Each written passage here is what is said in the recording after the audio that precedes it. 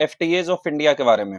और अगर कुछ डाउट होगा तो जरूर पूछिएगा, शायद अगर उसको बता सके तो अच्छा रहेगा। तो पहला है कि हम लोग एफटीए का डेफिनेशन जान ले, क्योंकि एफटीए से रिलेटेड अगर क्वेश्चन आता है तो इंट्रोडक्शन में डेफिनेशन ही लिखना पड़ेगा। और बहुत सिंपल है, इस सबको अगर कनेक्ट करके पढ़ेंगे तो बहुत आसान लगेगा।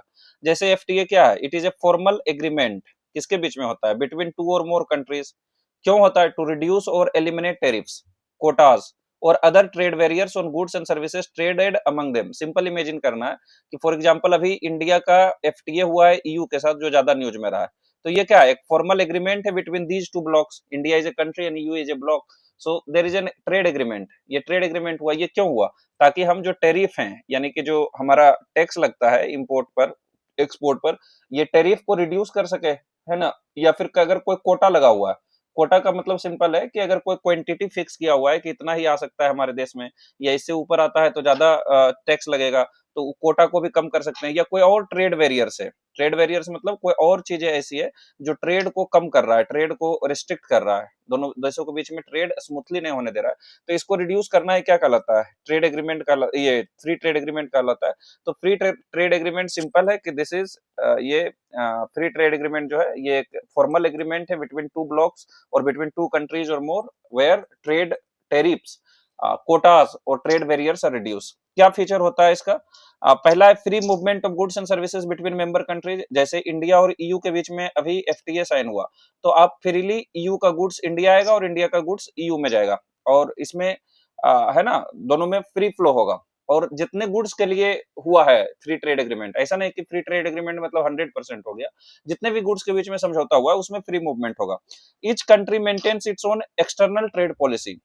दोनों कंट्री, जैसे फॉर एग्जांपल इंडिया है, ईयू है, तो ये दोनों का जो ट्रेड पॉलिसी है एक्सटर्नली, जैसे इंडिया का यूएस के साथ क्या संबंध रहेगा, ईयू का यूएस के साथ क्या संबंध रहेगा, ये इंडिपेंडेंट है। बस ट्रेड मतलब गुड्स का फ्लो हो गया है बढ़िया, गुड्स सर्विसेज का फ्लो हो गया बढ़िया। लेकिन जो ट्रेड पॉलिसी है दूसरे देशों के साथ, उस पर फर्क नहीं पड़ता है। आगे देखेंगे जब हम यूरोपियन यूनियन जैसे कंट्री को देखेंगे तो उसका ट्रेड पॉलिसी भी दूसरे देशों के साथ सेम हो जाता है। इसमें नो कॉमन एक्सटर्नल टैरिफ। बाहर देशों के साथ कॉमन टैरिफ नहीं रहता है। पाकिस्तान के साथ भारत का क्या टैरिफ रहेगा वो ईयू से डिपेंड नहीं करता है। इसलिए एफटीए क्या है? वो ट्रेड लिबरलाइजेशन को प्रमोट करता है, लेकिन पूरी तरह से इकोनॉमिक इंटीग्रेशन है। जो मॉडर्न एफटीए हो रहे हैं उसके कई कंपोनेंट्स है। जैसे ट्रेड गुड्स में होते हैं, जिसमें कि कस्टम्स ड्यूटी, कोटा, टैरिफ्स को रिड्यूस किया जाता है। इससे कि चीपर इंपोर्ट्स और इंक्रीज्ड कॉम्पिटिटिवनेस बढ़ता है। जैसे फॉर एग्जांपल इंडिया है और ईयू के साथ हुआ है, तो अब हम क्या है कि चीपर इंपोर्ट्स आएगा, क्योंकि हम टैक्स नहीं लगाएंगे ईयू के वस्तुओं पर। तो हमारे यहाँ जो ईयू के वस्तु आएंगे वो चीपर हो जाएंगे, सस्ते हो जाएंगे। और अगर मान लिया जाए कि एक पेन भारत में 7 रुपया में बन रहा है और ईयू में 5 रुपया में बन रहा है, आते आते उसका प्राइस 6 रुपया हो गया ट्रांसपोर्टेशन एक्सेट्रा के लिए, फिर भी भारत का जो कंपनी है इसको प्राइस 6 करना पड़ेगा। यानी भारत में जो कंपनी है उसका कम्पिटिटिवनेस को बढ़ाना पड़ेगा, है ना। उसके लिए इकोनॉमीज ऑफ स्केल करे या लेबर लॉज बढ़िया करे, ट्रांसपोर्टेशन फैसिलिटी बढ़िया करे, बहुत सारा स्टेप्स हो सकते हैं। तो वो एक कम्पिटिटिवनेस को इंडिया में बढ़ाएगा। उसी तरह जो मॉडर्न कॉन्सेप्ट है फ्री ट्रेड एग्रीमेंट का या ट्रेड एग्रीमेंट का, उसमें सर्विसेज भी आता है। तो जितना भी हम आगे इस जो अभी पढ़ रहे हैं इसको थोड़ा कंसंट्रेशन से अगर पढ़ेंगे तो जितना भी हमने ट्रेड समझौता किया, एफटीए किया, चाहे वो यूनाइटेड किंगडम के साथ हो, न्यूजीलैंड के साथ हो, ओमान के साथ हो, ईयू के साथ हो, जितना भी हमने किया है, या एफ्टा के साथ हो, ये सभी जो ट्रेड हमने किया है बस सब में यही थोड़ा थोड़ा अलग अलग होगा, बाकी सब में कॉमन रहेगा। तो सब एकदम सिमिलर हो जाएगा। तो इसलिए इस पे थोड़ा ज्यादा ध्यान देना चाहिए। तो जो ट्रेड इन सर्विसेज है, इसमें आईटी में, बैंकिंग और फाइनेंस में, एजुकेशन में, हेल्थ केयर में सर्विसेज का भी एक्सपोर्ट इंपोर्ट होगा। फॉर एग्जांपल अगर एजुकेशन का बात करें तो अगर इंडिया और यूके के बीच में फ्री ट्रेड एग्रीमेंट होता है तो ऐसा संभव हो सकता है कि यूके का जो बहुत सारे यूनिवर्सिटीज हैं, फॉर एग्जांपल ऑक्सफोर्ड है, इसका ब्रांच इंडिया में खुल सकते हैं अगर समझौता में उस तरह का बात किया गया है। तो जो सर्विसेज है उसमें हॉस्पिटल्स खुलना, स्कूल्स खुलना, है ना, ये सब हो सकता है। इन्वेस्टमेंट प्रोविजंस रहते हैं आज के एफटीए में, जहां पर कि फॉरेन जो इन्वेस्टर्स हैं वो इंडिया आ सकते हैं। जैसे भारत है तो अगर एफ्टा से साइन किया, आगे देखेंगे, ये है यूरोपियन फ्री ट्रेड एसोसिएशन, 4 देशों का ग्रुपिंग है जो डेवलप्ड कंट्री है। भारत का समझौता में दिया हुआ है कि $100 बिलियन का इन्वेस्टमेंट ये सब कंट्री भारत में करेंगे अगले 15 सालों में। तो भारत में क्या है, $100 बिलियन मनी आएंगे इन्वेस्टमेंट के रूप में। इस $100 बिलियन को यूज करके यहाँ हॉस्पिटल बनाया जा सकता है ना, कॉलेज बनाया जा सकता है, रोड्स बनाया जा सकता है, रेलवे बनाया जा सकता है, बहुत सारा चीज में काम दे सकता है। तो इससे क्रॉस बॉर्डर कैपिटल फ्लो को इंकरेजमेंट मिलता है। उसी तरह भारत की कंपनियां भी उन सभी देशों में जहां से एफटीए साइन हुआ है वहां पर हम लोग इन्वेस्ट कर सकते हैं। अभी के जो एफटीए होते हैं उसमें रूल्स ऑफ ओरिजिन भी लिखा हुआ रहता है। जैसे फॉर एग्जांपल इंडिया और ईयू में एफटीए साइन हो गया, पर अगर हम पाकिस्तान का नल्ला व्यापारी हैं, है ना, और हम अपना पैकेट में लिख देते हैं मेड इन इंडिया ऐसा, या कुछ नहीं लिखते हैं, और हम उसको इंडिया में किसी तरह से लाके, या मान लीजिए ये सऊदी अरबिया लेके जाता है, या फॉर एग्जांपल ये ओमान लेके जाता है जिसके साथ इंडिया का एफटीए है, और वहां से ईयू भेजता है ये बोल के कि ये इंडियन प्रोडक्ट है, तब तो दिक्कत हो सकता है। इसलिए हर एक प्रोडक्ट में ये लिखना जरूरी हो जाता है कि रूल्स जो ओरिजिन है वो कहाँ है। जैसे अगर इंडिया में बन रहा है तो आप उसमें दिखाइए कि मेड इन इंडिया है, तभी वो ईयू में जाएगा तो उसको कंसेशन मिलेगा। अगर पाकिस्तान में है तो उसको दिखाना चाहिए कि ये मेड इन पाकिस्तान है, ताकि उसको कंसेशन ना मिले। तो ये जेन्युइन गुड्स बेनिफिट मिलेगा, और ये मिसयूज जो थर्ड कंट्री रूटिंग होता है कि तीसरे कंट्री के थ्रू हम ईयू में भेज रहे हैं दूसरे कंट्री के लोगों, क्योंकि इंडिया के साथ समझौता हुआ, उसको प्रिवेंट करता है। आज का जो एफटीए होता है उसमें इंटेलेक्चुअल प्रॉपर्टी राइट पर भी समझौता होता है कि कैसे हम कॉपीराइट, पेटेंट्स, ट्रेडमार्क को प्रोटेक्ट करेंगे। इसके विषय में अभी ज्यादा बोलना ठीक नहीं रहेगा यहाँ पर, लेकिन सिंपल है कि जो प्रोटेक्शन दिया गया है ताकि और इन्वेस्टमेंट हो सके, ताकि और इनोवेशन हो सके, तो उसको भी प्रोटेक्ट करने की बात की जाती है आज के एफटीए में। जो डिस्प्यूट सेटलमेंट मैकेनिज्म रहता है कि अगर कुछ डिस्प्यूट आता है उसको कैसे सोल्व किया जाएगा, ये भी आज के एफटीए में रहता है। ट्रेड फैसिलिटेशन रहता है कि जो कस्टम प्रोसीड्योर्स है उसको सिंप्लीफाई किया जाता है। जैसे इंडिया ईयू में अगर एफटीए होना है तो उसको और बेहतर बनाने के लिए दोनों देशों का जो प्रोसीड्योर्स है, जो कागजात की जरूरत पड़ेगी, उसको जितना सिंप्लीफाई किया जाएगा, हमारे एक्सपोर्टर्स को उतना बेनिफिट मिलेंगे और वो उतना आसानी से वहां पहुंचा देंगे। तो ये सब कुछ है जो मॉडर्न एफटीए का भाग रहता है। ट्रेड इन गुड्स होता है, ट्रेड इन सर्विसेज होता है, ट्रेड इन प्रोफेशनल्स होता है, यानी प्रोफेशनल्स भी एक जगह से दूसरी जगह जा सकते हैं, है ना। आईपीआर की प्रोटेक्शन की बात की जाती है, सिंपल प्रोसीज्योर को रखा जाता है, जो डिस्प्यूट रिजोल्विंग मैकेनिज्म को रखा जाता है, इन्वेस्टमेंट को रखा जाता है। ये सब कुछ एरिया रहता है जो एफटीए में साइन किया जाता है। ये विभिन्न क्षेत्र हैं जिसमें समझौता की जाती है ताकि smooth transfer of good services और प्रोफेशनल्स भी हो सके। अब देखते हैं, एक होता है एफटीए और एक होता है पीटीए। इसको भी समझना जरूरी है, क्योंकि एक तो हो गया जैसे दो देश है, फॉर एग्जांपल इंडिया है और पाकिस्तान है ना। तो इंडिया पाकिस्तान क्या है कि आपस में कोई एफटीए नहीं है, हालांकि south Asian free trade association है, आगे देखेंगे, जिसको साफ्टा कहते हैं।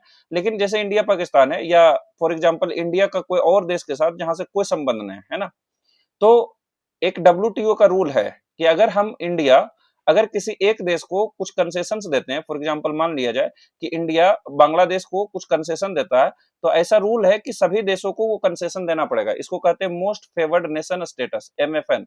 तो ये डब्ल्यूटीओ का रूल है कि इंडिया अगर एक देश को कुछ बेनिफिट दे तो सभी देशों को बेनिफिट देना पड़ेगा, ताकि जो वो डिस्क्रिमिनेशन ना हो सके।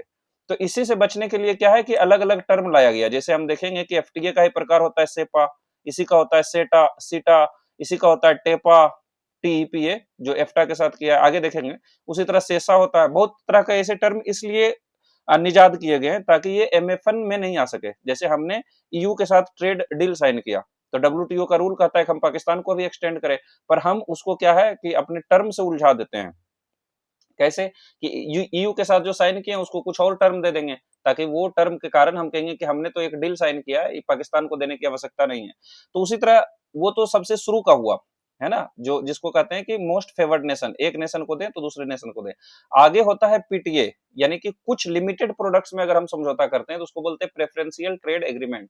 यानी कि फॉर एग्जांपल इंडिया और चाइना पीटीए अगर साइन करता है, या आगे देखेंगे इंडिया मर्कोसुर जो साउथ अमेरिकन एसोसिएशन है, उसके बीच में पीटीए साइन हुआ है। यानी कि अगर इंडिया है ना उसको उसके कुछ वस्तुओं में, ओनली टू सम गुड्स, कुछ गुड्स में ही समझौता हुआ है कि इस गुड्स में हम लोग टैरिफ नहीं लेंगे, तो उसको पीटीए कहते हैं। यानी इसका स्कोप क्या है, लिमिटेड प्रोडक्ट्स में है। और एफटीए क्या है, ब्रॉड कवरेज होता है, 99%, 90%, मतलब जितना भी ट्रेड हो रहा है आपस में मैक्सिमम चीजों में हो जाता है कवर। टेरिफ रिडक्शन पीटीए में क्या होता है, कम होता है ना, कि ठीक है 100% है तो 20% कर देते हैं। लेकिन एफटीए होगा तो एक्सटेंसिव होगा कि 100% कर देते हैं या 99% कर देते हैं। इसलिए पीटीए का इंटीग्रेशन लेवल लो है और इसका हाई है। सिंपल हमें समझना है कि पीटीए क्या है, शुरुआती लेवल में पीटीए के ऊपर जाएंगे तब एफटीए होगा, और एफटीए के ऊपर जाएंगे कस्टम यूनियंस बनेगा, कॉमन मार्केट बनेगा, ये सब आगे देखेंगे।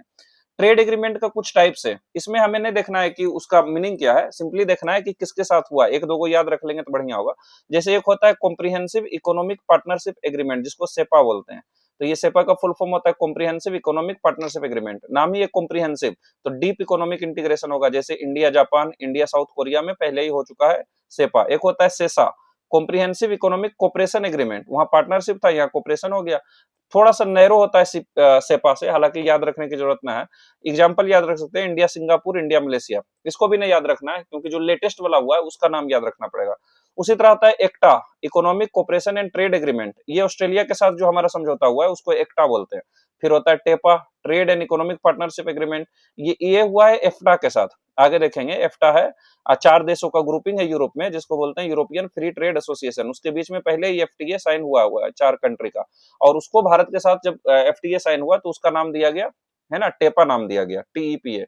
अब देखते हैं लेवल्स ऑफ इकोनॉमिक इंटीग्रेशन क्या होता है, ये सब चीजें आगे आएगी तो टेंशन का बात नहीं है, ये तो एक इंट्रोडक्शन के समान है। जो लेवल्स ऑफ इकोनॉमिक इंटीग्रेशन है, शुरुआती लेवल में एफटीए होता है, या इससे भी पहले जो होता है जिसको हमने पीटीए कहा था, प्रेफरेंशियल ट्रेड एग्रीमेंट। एफटीए में टेरिफ रिमूव किया जाता है जनरली कि मोस्ट ऑफ द गुड्स पर, और मोस्ट ऑफ द टेरिफ हटा दिया जाता है। इसके बाद बनता है कस्टम्स यूनियन, है ना, इसमें क्या है कि एक्सटर्नल टेरिफ को भी कॉमन रखा जाता है। एक्सटर्नल टेरिफ मतलब अगर इंडिया और ईयू मान लिया जाए भविष्य में साइन करता है कस्टम्स यूनियन, तो आपस में तो टेरिफ कम होगा ही, पर इसमें यह भी फिक्स किया जाएगा कि हम यूएसए के खिलाफ क्या टेरिफ रखेंगे, यूएसए के अगेंस्ट क्या टेरिफ रखेंगे, और ईयू को भी सेम टेरिफ रखना पड़ेगा। तो ये लार्जर इकोनॉमिक इंटीग्रेशन को दिखा रहा है ना। तो एफटीए में सिर्फ अब आपस में टेरिफ को रिड्यूस करते हैं, और कस्टम्स यूनियन में आपस में तो करते ही हैं, एक किसी कॉमन जो बाहर के कोई देश है, एक्सटर्नल है, उसके उसके विरुद्ध भी करते हैं, तो वहां भी सेम रहना चाहिए। जैसे ईयू के देश जो है वो इंडिया के साथ क्या है, एफटीए साइन किया, यानी सभी देशों का जो टेरिफ है वो सेम हो जाएगा इंडिया के साथ, तो वो कस्टम यूनियंस का एग्जांपल है। और कॉमन मार्केट होता है जहां free movement of labour and capital, पहला दोनों तो है ही कि टेरिफ खत्म है आपस में, कॉमन एक्सटर्नल टेरिफ है, और साथ में फ्री मूवमेंट ऑफ लेबर और कैपिटल भी है, यानी लोग भी अगर फ्रीली मूव करने लगे तो उसको कहेंगे कॉमन मार्केट, जैसे फिर से यूरोपियन यूनियन है। और एक होता है इकोनॉमिक यूनियन। इकोनॉमिक यूनियन क्या होता है कि यूनिफाइड इकोनॉमिक पॉलिसी भी हो जाता है, जैसे repo rate, reverse repo rate क्या रहेगा उसको भी अगर फिक्स कर दिया जाए तो इकोनॉमिक यूनियन बन जाता है, जैसे कि यूरोपियन यूनियन। यानी यूरोपियन यूनियन क्योंकि ये highest level of economic integration है, तो ये एफटीए में भी आ जाता है, इसका एग्जांपल सभी में आ जाता है। और क्योंकि बहुत कम है जो कॉमन मार्केट का एग्जांपल है, कस्टम यूनियंस का एग्जांपल है, इसलिए हमने उसका एग्जांपल नहीं दिया। पर ऐसा करके इसको याद करने का तो आवश्यकता नहीं है, ऐसा क्वेश्चन नहीं पूछेगा, लेकिन हम कह सकते हैं कि जब यू पढ़ते हैं कि it is at the highest level of economic integration, और जो पहले लेवल का होते हैं पीटीए, फिर एफटीए, फिर कस्टम्स यूनियन, फिर कॉमन मार्केट, और फिर इकोनॉमिक यूनियन होते हैं। तो एफटीए क्या starting point of deeper integration है। अब देखते हैं इंडिया का जो ट्रेड एग्रीमेंट हुआ है, टोटल 22 हुआ है ना, 22 रहे 23 रहे, पर 22 के आसपास अभी तक जो ट्रेड एग्रीमेंट है 22 देशों के साथ हुआ है। इसमें एफटीए शामिल है, किसी को सेपा कहा गया है, किसी को सेसा कहा गया है, किसी को एक्टा कहा गया है, किसी को टेपा कहा गया है। ऊपर के इंडिया श्रीलंका एफटीए जो 1998 में साइन हुआ, ये सब याद करने की आवश्यकता नहीं है, पर जैसे साउथ कोरिया के साथ हुआ है, आसियान के साथ हुआ है ना, नेपाल हुआ है, जापान हुआ है, मलेशिया हुआ है, लेकिन जो नीचे हुआ है इसको हम लोग याद कर सकते हैं। जैसे 2022 से अगर देखें तो इंडिया यूएई हुआ था, सेपा हुआ था 2022 में, फिर इंडिया ऑस्ट्रेलिया एक्टा हुआ था, ये भी 2022 में हुआ था। और ये 2022 में क्योंकि हमने समझौता इतना किया था, इसलिए 2022 का 68th बीपीएससी में देखेंगे तो एक क्वेश्चन पूछा हुआ है कि India has signed a lot of FTAs recently, what are the benefits of signing FTAs and with what country or which countries India have signed FTAs with, तो उसका लिस्ट हमें उस समय देना था, है ना। तो 2021 वाला 22 वाला दे सकते थे। तो उसी तरह अभी बहुत ज्यादा 2025 में साइन हुआ है, तो फिर से क्वेश्चन बनता है, तो इसमें अगर कुछ एग्जांपल देना होगा तो अगर इससे याद रहेगा तो दे सकते हैं कि इंडिया यूएस सेपा साइन हुआ था 22 में, इंडिया ऑस्ट्रेलिया एक्टा साइन हुआ था 22 में, इंडिया एफ्टा टेपा साइन हुआ था। आगे देखेंगे सबको डिटेल में, एफ्टा ये वाला तो डिटेल में पढ़ना है, यहाँ से 13 नंबर के बाद जो दिया हुआ है इसको तो अभी हम लोग डिटेल में पढ़ेंगे। तो इंडिया एफ्टा टेपा हुआ है, इंडिया यूके को सेटा बोलते हैं, है ना, सबको देखेंगे आगे full form etcetera. India Oman के बीच में जो हुआ है सेपा बोलते हैं, इंडिया न्यूजीलैंड के बीच में एफटीए हुआ है 2025 में, कंक्लूड हो गया। इंडिया ईयू एफटीए हुआ है जिसको मदर ऑफ ऑल डील्स बोले हैं, तो ये आज का हमारा टॉपिक है बेसिकली, ये 5 इंडिया एफ्टा पढ़ेंगे, है ना, India EFTA TEPA, India UK CETA, India Oman CEPA, India New Zealand FTA, और ये वाला मदर ऑफ ऑल डील्स तो हम लोग किए हुए हैं, तो ये 4 बेसिकली आज हम लोग पढ़ेंगे, है ना, इसलिए इस 4 को देखेंगे। फिर कुछ इंडिया ने पीटीएज भी साइन किया है, प्रेफरेंशियल ट्रेड एग्रीमेंट्स भी साइन किया है, एका याद रहे तो अच्छी बात है, जैसे कि इंडिया मर्कोसूर एफटीए बहुत न्यूज में रहता है, पीटीए जो साउथ अमेरिकन एसोसिएशन का ब्लॉक है उसको मर्कोसुर कहते हैं, तो वहां पीटीए साइन हुआ है। उसी तरह इंडिया अफगानिस्तान में पीटीए साइन हुआ है, प्रेफरेंशियल ट्रेड एग्रीमेंट है, यानी कुछ वस्तुओं में और कुछ लिमिटेड तक ही हम टैरिफ को कम करेंगे।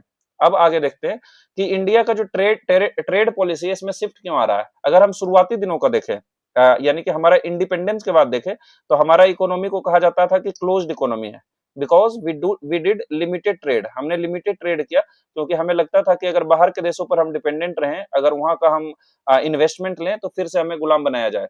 तो यहाँ से लिबरलाइजेशन ये 1950 से लेके 1951 तक हमें 1991 तक देखने को मिलता है ना।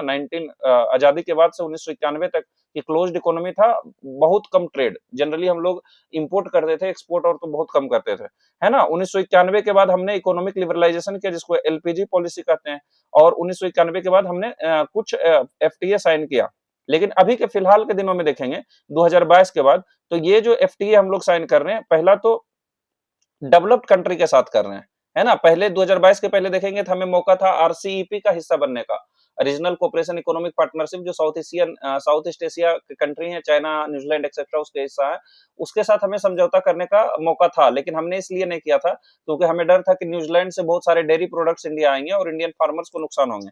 तो उसके पहले हम लोग देखेंगे कि थोड़ा सा हमारा जो ट्रेड पॉलिसी था रिस्ट्रिक्टेड था, बहुत कम साइन करते थे, फियर था कि हमारी जो डोमेस्टिक इकोनॉमी है उसको नुकसान हो सकता है। लेकिन 2022 के बाद हमने इसको बहुत ज्यादा एग्रेसिवली पुट किया है और डेवलप्ड कंट्री के साथ हम लोग साइन कर रहे हैं। जैसे यूके के साथ हमने साइन किया, जैसे ईयू के साथ हमने साइन किया, आज देखेंगे एफ्टा के साथ साइन किया, है ना, जैसे न्यूजीलैंड के साथ साइन किया।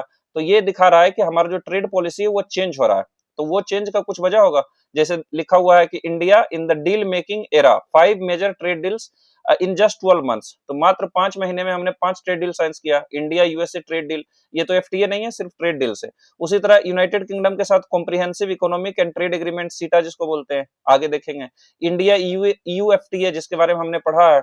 इंडिया ओमान सिपा किए हैं, comprehensive economic partnership agreement. India New Zealand FTA किए हैं, है ना। तो बहुत सारा हम लोग समझौता कर रहे हैं। तो ये निश्चित रूप से ज्यादा आगे बढ़ा है। तो India trade strategy has evolved into A proactive, अब हमारा ट्रेड पॉलिसी प्रोएक्टिव है, स्ट्रेटेजिक है और ग्लोबली इंटीग्रेटेड मॉडल है। हम पूरा दुनिया के साथ दोस्ती करना चाहते हैं। तो ये स्ट्रक्चरल ट्रांसफॉर्मेशन हुआ। अर्लियर फेज में क्या था, प्रोटेक्शनिस्ट अप्रोच था, है ना, कि हम अपने डोमेस्टिक इकोनॉमी को प्रोटेक्शन देना चाहते हैं, हम विदेशी खास करके डेवलप्ड इकोनॉमी के साथ एफटीए साइन नहीं करेंगे, नहीं तो हमारे यहाँ उनकी वस्तुएं भर जाएगी, फ्लड कर जाएगी, और हमारे डोमेस्टिक इकोनॉमी और डोमेस्टिक इंडस्ट्रीज जो हैं या और भी जो स्ट्रेटेजिक सेक्टर्स हैं उनको नुकसान होगा। तो लिमिटेड इंगेजमेंट था एफटीए में, फोकस था डोमेस्टिक इंडस्ट्री पर। जो करंट फेज है एक्टिव एफटीए निगोशिएशन से, इंगेजमेंट विद डेवलप्ड इकोनॉमी से भी हम एफटीए करने से नहीं डर रहे हैं, और फोकस है ग्लोबल कॉम्पिटिटिवनेस से। जितना हम बड़े बड़े देशों के साथ समझौता करेंगे, हमारा भी इकोनॉमी और कॉम्पिटिटिव बनेगा, हमारा जो इंडस्ट्री है वो और कम दामों पर अपने वस्तुओं को प्रोड्यूस करने के लिए जो टेक्नोलॉजी का यूज करना होता है उसको करेंगे। और सरकार भी लगातार लॉजिस्टिक पॉलिसी के थ्रू जो रोड्स में, रेलवेज में, इंफ्रास्ट्रक्चर में जो मजबूती ला रही है, जिसकी वजह से ट्रांसपोर्टेशन ऑफ गुड्स आसान होगा, तो उसकी वजह से अपने आप प्राइस भी कम होगा, जिसको हम लोग स्ट्रक्चरल बोटलनेक्स कहते हैं, जो कि सप्लाई साइड इन्फ्लेशन का एक हिस्सा होता है। सप्लाई साइड में बेसिकली वही होता है कि इंफ्रास्ट्रक्चर की वजह से भी कई बार प्राइस बढ़ जाती है। कि बिहार के गांव में देखे तो टमाटर 2 रुपए किलो मिल रहा है, पर दिल्ली में 200 रुपए किलो मिल रहा है। So that shows that transportation and cold storage facilities are not available. तो वो सब पर काम करने की वजह से अब हम लोग फोकस कर रहे हैं ग्लोबल कॉम्पिटिटिवनेस पर। तो पहले प्रोटेक्शन था हमारा ध्यान, अब इंटीग्रेशन है और कॉम्पिटिटिवनेस है।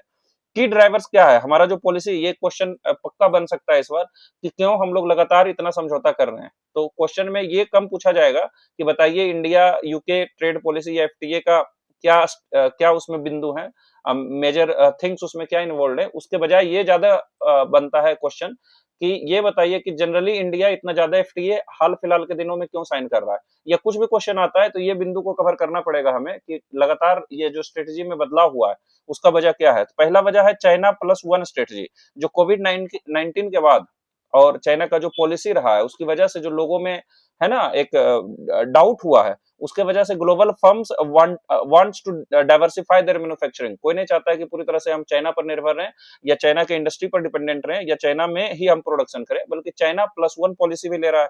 मतलब चाइना तो हो ही, साथ में कई और देशों में एक और देश कम से कम हो जहां पर हम लोग अपना मैन्युफैक्चरिंग हब को खोल सके। तो ये जो ग्लोबल फर्म्स डाइवर्सिफाई कर रहा है मैन्युफैक्चरिंग को और इंडिया इमर्ज हो रहा है अल्टरनेटिव हब को, तो इसका फ़ायदा तभी उठा सकते हैं जब हम हमारा जो इकोनॉमी है और कॉम्पिटिटिव हो, हमारा जो प्रॉब्लम्स है वो खत्म हो। तभी तो चाइना को अगर छोड़ेगा तो इंडिया में खोलेगा, नहीं तो वो थाईलैंड में चले जाएँगे, है ना? वो कंबोडिया में चले जाएँगे, वियतनाम में चले जाएँगे। साउथ ईस्ट एशियन नेशन भी बहुत कॉम्पिटिटिव हो रहा है, जापान में, साउथ कोरिया में जा सकते हैं। तो उसकी एक वजह है चाइना प्लस वन पॉलिसी। दूसरा है सप्लाई चेन रेजिलियंस। हम चाहते हैं कि जो पेंडेमिक के समय डिसरप्शंस आया, पूरी तरह से जो ग्लोबल सप्लाई चेन से वो डिसरप्ट हुआ, चाइना पर निर्भर होने की वजह से, लॉकडाउन की वजह से और किसी एक देश पर निर्भर नहीं होना, ये जानते हुए हमने सप्लाई चेन को रेजिलियंस बनाने की कोशिश किया कि कुछ भी वस्तु है, वो डाइवर्सिफाइड ट्रेड रूट को फॉलो करे, है ना? तभी हम जैसे कि अभी ये अगेन जो वार हो रहा है, ये दिखा रहा है कि हमें गल्फ रीजन पर अत्यधिक निर्भर होने से बहुत नुकसान हो सकता है। अगर हम एलपीजी पहले से ही बहुत अलग-अलग क्षेत्रों से लाते, तो आज इतनी समस्या झेलने को नहीं मिलती। तो जितना हमारा जो ऑप्शंस है, चाहे एक्सपोर्ट का हो या इंपोर्ट का हो, डाइवर्सिफाई रहेगा। If we are not dependent on any one country और any one region, then our economy can grow even much faster. और जो ऐसे समय आते हैं जब दिक्कत होती है, तो उस समय हमारा इकोनॉमी को फायदा मिल सकता है। तीसरा है कॉम्पिटिटिव प्रेशर, जो हमने बताया कि कंट्रीज लाइक वियतनाम गेन कर रहा है एफटीए के थ्रू, जैसे कि बांग्लादेश भी बहुत तरह का बांग्लादेश को फायदा हो रहा है टेक्सटाइल में, इंडियन टेक्सटाइल को नहीं लोग एक्सपोर्ट कर पा रहे हैं। तो इंडिया कंपनसेट कर रहा है बायलैटरल एग्रीमेंट्स के थ्रू कि हम बायलैटरल एग्रीमेंट्स करेंगे, है ना? बहुत सारे एफटीए साइन करेंगे, जिसकी वजह से हम भी कॉम्पिटिटिव प्रेशर को झेल सके, दूसरे देश ज्यादा कॉम्पिटिटिव हमसे बन रहे हैं। फिर डोमेस्टिक इकोनॉमिक नीड्स है, एक्सपोर्ट में ग्रोथ चाहिए, लगातार millions of people are moving into the working age group, वो वर्किंग एज ग्रुप में जा रहे हैं, एम्प्लॉयमेंट खोज रहे हैं। तो एम्प्लॉयमेंट कहाँ से मिलेगा? एक्सपोर्ट ग्रोथ होना चाहिए, इंडस्ट्रियल डेवलपमेंट होना चाहिए, जो हमारा एग्रीकल्चर है उस पे कम फोकस रहे, जो हाईली डिपेंडेंट एग्रीकल्चर सेक्टर है, इस वजह से हम लोग भी खोज रहे हैं। बेनिफिट्स क्या होगा इसको साइन करने का? तो ये जो बेनिफिट्स हम अभी देखेंगे, ये हम किसी भी एफटीए से क्वेश्चन आता है, आंख मूंद करके सब जगह मैक्सिमम जगह थोड़ा बहुत स्लाइट मॉडिफिकेशन हो सकता है, otherwise in every FTA we can write the same things. पहला क्या है? Export expansion. सिंपल है, अगर इंडिया चाहे यूके के साथ साइन करे, न्यूजीलैंड के साथ साइन करे, है ना, ओमान के साथ साइन करे, या ईयू के साथ साइन करे, या एफ्टा के साथ साइन करे, एक चीज तो जरूर होगा कि हमारा वस्तुएं इन मार्केट में ज्यादा जाएगी, यानी कि एक्सपोर्ट का एक्सपेंशन होगा, टेरिफ रिमूवल होगा, जिससे कि प्राइस कॉम्पिटिटिवनेस बढ़ेगा, हमारा जो सामान है वहां सस्ते रेट पर मिलेंगे और इसलिए वहां पर हमारे गुड्स बढ़ेंगे। इन्वेस्टमेंट अट्रैक्शन होगा, अगर हमने एफ्टा के साथ साइन किया है, जो एक डेवलप्ड इकोनॉमी है, तो $100 बिलियन का वादा किया है। हमने ईयू के साथ साइन किया है, वहां से भी वादा आया है कि हम ज्यादा से ज्यादा इन्वेस्टमेंट इंडिया में करेंगे। न्यूजीलैंड, यूके हो, ये सभी देश क्या है, या ओमान ही हो, ये सभी देश इंडिया में ज्यादा इन्वेस्टमेंट करेंगे। तो एफटीए है जो कि जो एफटीए है उसमें एफडीआई का भी प्रोविजंस रहता है, फॉरेन डायरेक्ट इन्वेस्टमेंट का भी, जैसे कि long term capital inflow India में और बढ़ेगी। सर्विसेज का ग्रोथ होगी, है ना? इंडिया का जो स्ट्रेंथ है आईटी और सर्विसेज लेवरेज में, वो हम ज्यादा दे पाएंगे, क्योंकि एफटीए साइन होता है तो वो सिर्फ गुड्स में नहीं, सर्विसेज में भी होता है ना? तो जो हमारे हेल्थ केयर प्रोफेशनल्स हैं वो जा सकते हैं, या फिर जो और भी तरह के जो सर्विसेज हैं, फॉर एग्जांपल टेक्नोलॉजी के क्षेत्र में, है ना, हम लोग आसानी से सर्विसेज प्रोवाइड कर सकते हैं।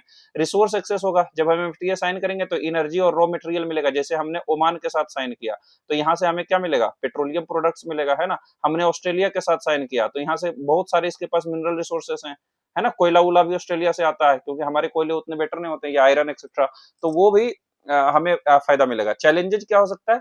ट्रेड इम्बैलेंस हो सकता है, जो हमने पुराने एफटीए किए हैं साउथ कोरिया, जापान के साथ, तो देखा गया है कि हमारा इंपोर्ट बढ़ा है ना? इंडिया और जापान में साइन हुआ जब एफटीए, या साउथ कोरिया में जब साइन हुआ, तो ये देखा गया कि जापान और साउथ कोरिया की वस्तुएं तो इंडिया में ज्यादा आ रही है, इंडिया का वहां वस्तुएं रिलेटिवली कम पहुंच रही है। इसका मतलब हमारा जो मोटिव था कि एक्सपोर्ट का प्रमोशन हो, और एक्सपोर्ट का प्रमोशन होने से ही डोमेस्टिक जो प्रोडक्शन है वो बढ़ेगा और इंप्लॉयमेंट मिलेगा, ये नहीं हो पाया, क्योंकि हमारा वस्तु वहां नहीं जा पाया, उसका मार्केट ज्यादा कॉम्पिटिटिव था, हमारे यहाँ फ्लडिंग हो गया।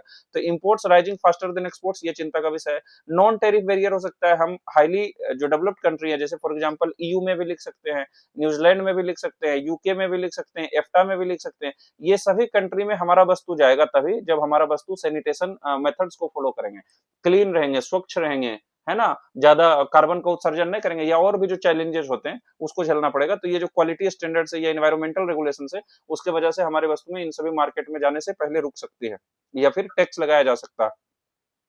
हमारा जो एफटीए साइन हुआ है उसका लॉ यूटिलाइजेशन रहा है, कॉम्प्लेक्स प्रोसीज्योर है, जैसे कि एक्सपोर्टर्स डिस्करेज करते हैं। फॉर एग्जांपल ईयू के साथ ही समझौता हुआ है, तो कई लोगों एक्सपर्ट का मानना है कि आवर जो स्मॉल प्रोड्यूसर्स हैं, एमएसएमई हैं, है ना? उनके जो स्मॉल मीडियम इंडस्ट्रीज़ हैं, उनके इंडस्ट्रीज़ को ज़्यादा दिक्कत हो सकती है कि वो जो कागज़ चाहिए, जिसमें दिखाया जाएगा पूरी तरीके के हमने प्रोसेस को फ़ॉलो किया, एनवायरमेंटल रेगुलेशंस को फ़ॉलो किया, कार्बन उत्सर्जन को भी कम किया, सैनिटरी फाइटोसैनिटरी मेथड्स को फ़ॉलो किया। तो ये दिखा पाना हमारे जो इंडस्ट्रियलिस्ट हैं, उसके लिए दिक्कत होती है। तो इसके कारण लो यूटिलाइज़ेशन हो पाता है। कुछ सेंसिटिव सेक्टर है, फॉर एग्ज़ाम्पल हमने न्यूज़ीलैंड के साथ एफटीए साइन किया। अब न्यूज़ीलैंड में दूध का दाम 10-15 रुपए किलो होता है ना? वो डेयरी का हब है, वहाँ चॉकलेट इतना सस्ता मिलता है। तो इसके वजह से क्या चैलेंज आ सकती है कि इंडिया में देखेंगे कि दूध का ज़्यादा फ्लडिंग हो सकता है या डेयरी, हालाँकि सरकार ध्यान रखती है कि ऐसे इस तरह से समझौता हो ताकि हमारे जो सेंसिटिव सेक्टर है उसको प्रोटेक्ट किया जाए। पर फिर भी अगर इम्पोर्ट बहुत ज़्यादा होता है और जो एग्रीकल्चर और डेयरी कंसर्न्स हैं, हमारे किसान पहले से ही इतना गरीब हैं, हमारे जो डेयरी फार्मर्स हैं पहले ही वो जो सस्टेनेबल ये सॉरी जो अपने दिनचर्या के लिए या अपने पेट भरने के लिए सिर्फ वो व्यापार के लिए नहीं कर पा रहे हैं अभी भी। अ, जो जानवरों का रखना होता है, गाय-भैंस 1-2 रखते हैं, कुछ खुद खाते हैं और थोड़े बहुत बेचते हैं, तो उनको बहुत ज़्यादा समस्या हो सकती है। वे फॉरवर्ड क्या हो सकता है कि हमारा जो एफटीए है उसको पीएलआई स्कीम के साथ लिंक करें ताकि हमारा प्रोडक्शन बढ़े और उससे एफटीए का फायदा एक्सपोर्ट बेहतर हो सके। हम लॉजिस्टिक्स इंफ्रास्ट्रक्चर को मजबूत कर सकते हैं। लॉजिस्टिक इंफ्रास्ट्रक्चर मतलब सिंपल हुआ कि रोड्स, रेलवे, पोर्ट्स, है ना? मतलब ये सब जब सुदृढ़ होगा, तो बहुत आसानी से एक जगह से दूसरा जगह सामान जाने में बहुत ईज़ी हो जाएगा। कॉम्प्लायंस प्रोसीजर को सिम्प्लीफाई कर सकते हैं और वल्नरेबल सेक्टर को प्रोटेक्ट करने की कोशिश करेंगे। तो इंडिया का एफटीए जो अभी है, वो इकोनॉमिकली ड्रिवन है, जियोपॉलिटिकली अलाइन्ड है और फ्यूचर ओरिएंटेड है। हाँ, जा रहा है ना आवाज़? ठीक है, तो आगे बढ़ते हैं। पहला टॉपिक में चलते हैं। वो तो थोड़ा इंट्रोडक्शन टाइप का था। उसको बेस बना के अगर आगे पढ़ेंगे बार-बार अब वही रिपीट होगा तो थोड़ा फास्ट चलेंगे। तो पहला है इंडिया यूके एफटीए। तो सिंपली है इंडिया और यूनाइटेड किंगडम के बीच में एफटीए साइन हुआ है ना? यूनाइटेड किंगडम के बीच में एफटीए साइन हुआ है, जिसके बारे में हमें पढ़ना है। तो देख सकते हैं यहाँ यूनाइटेड किंगडम का फोटो दिया हुआ है ना? यूनाइटेड किंगडम में इंग्लैंड आता है, येलो में जो वेल्स है ये आता है, स्कॉटलैंड आता है और नॉर्दर्न आयरलैंड आता है। इसमें जो सदर्न पार्ट में दिखा रहा है, जो सदर्न आयरलैंड है, ये बेसिकली आयरलैंड है जो कि एक इंडिपेंडेंट कंट्री है ना? तो नॉर्दर्न आयरलैंड, स्कॉटलैंड, इंग्लैंड और वेल्स आता है, हालाँकि ये ज्योग्राफी का पार्ट में आता है पर ठीक है, देख लिए। अब देखते हैं कि जो India UK free trade agreement है, सबसे पहला याद रखना है कि इसको सीटा कहते हैं, सीईटीए, है ना? कॉम्प्रिहेंसिव इकोनॉमिक ट्रेड एग्रीमेंट इसको बोलते हैं, comprehensive economic and trade agreement. तो ये तो हमें याद रखना ही चाहिए कि जो यूके के साथ अगर ऐसा क्वेश्चन पूछ दिया जाए 7 नंबर वाला में कि India UK recently signed an FTA, what are the major concerns और मेजर पॉइंट्स इन दैट, तो सबसे पहला हमें इंट्रोड्यूस ही करना पड़ेगा कि India UK FTA also known as comprehensive economic and trade agreement, it was sign in 2005, ये सब हम लोग लिख सकते हैं जनरल में।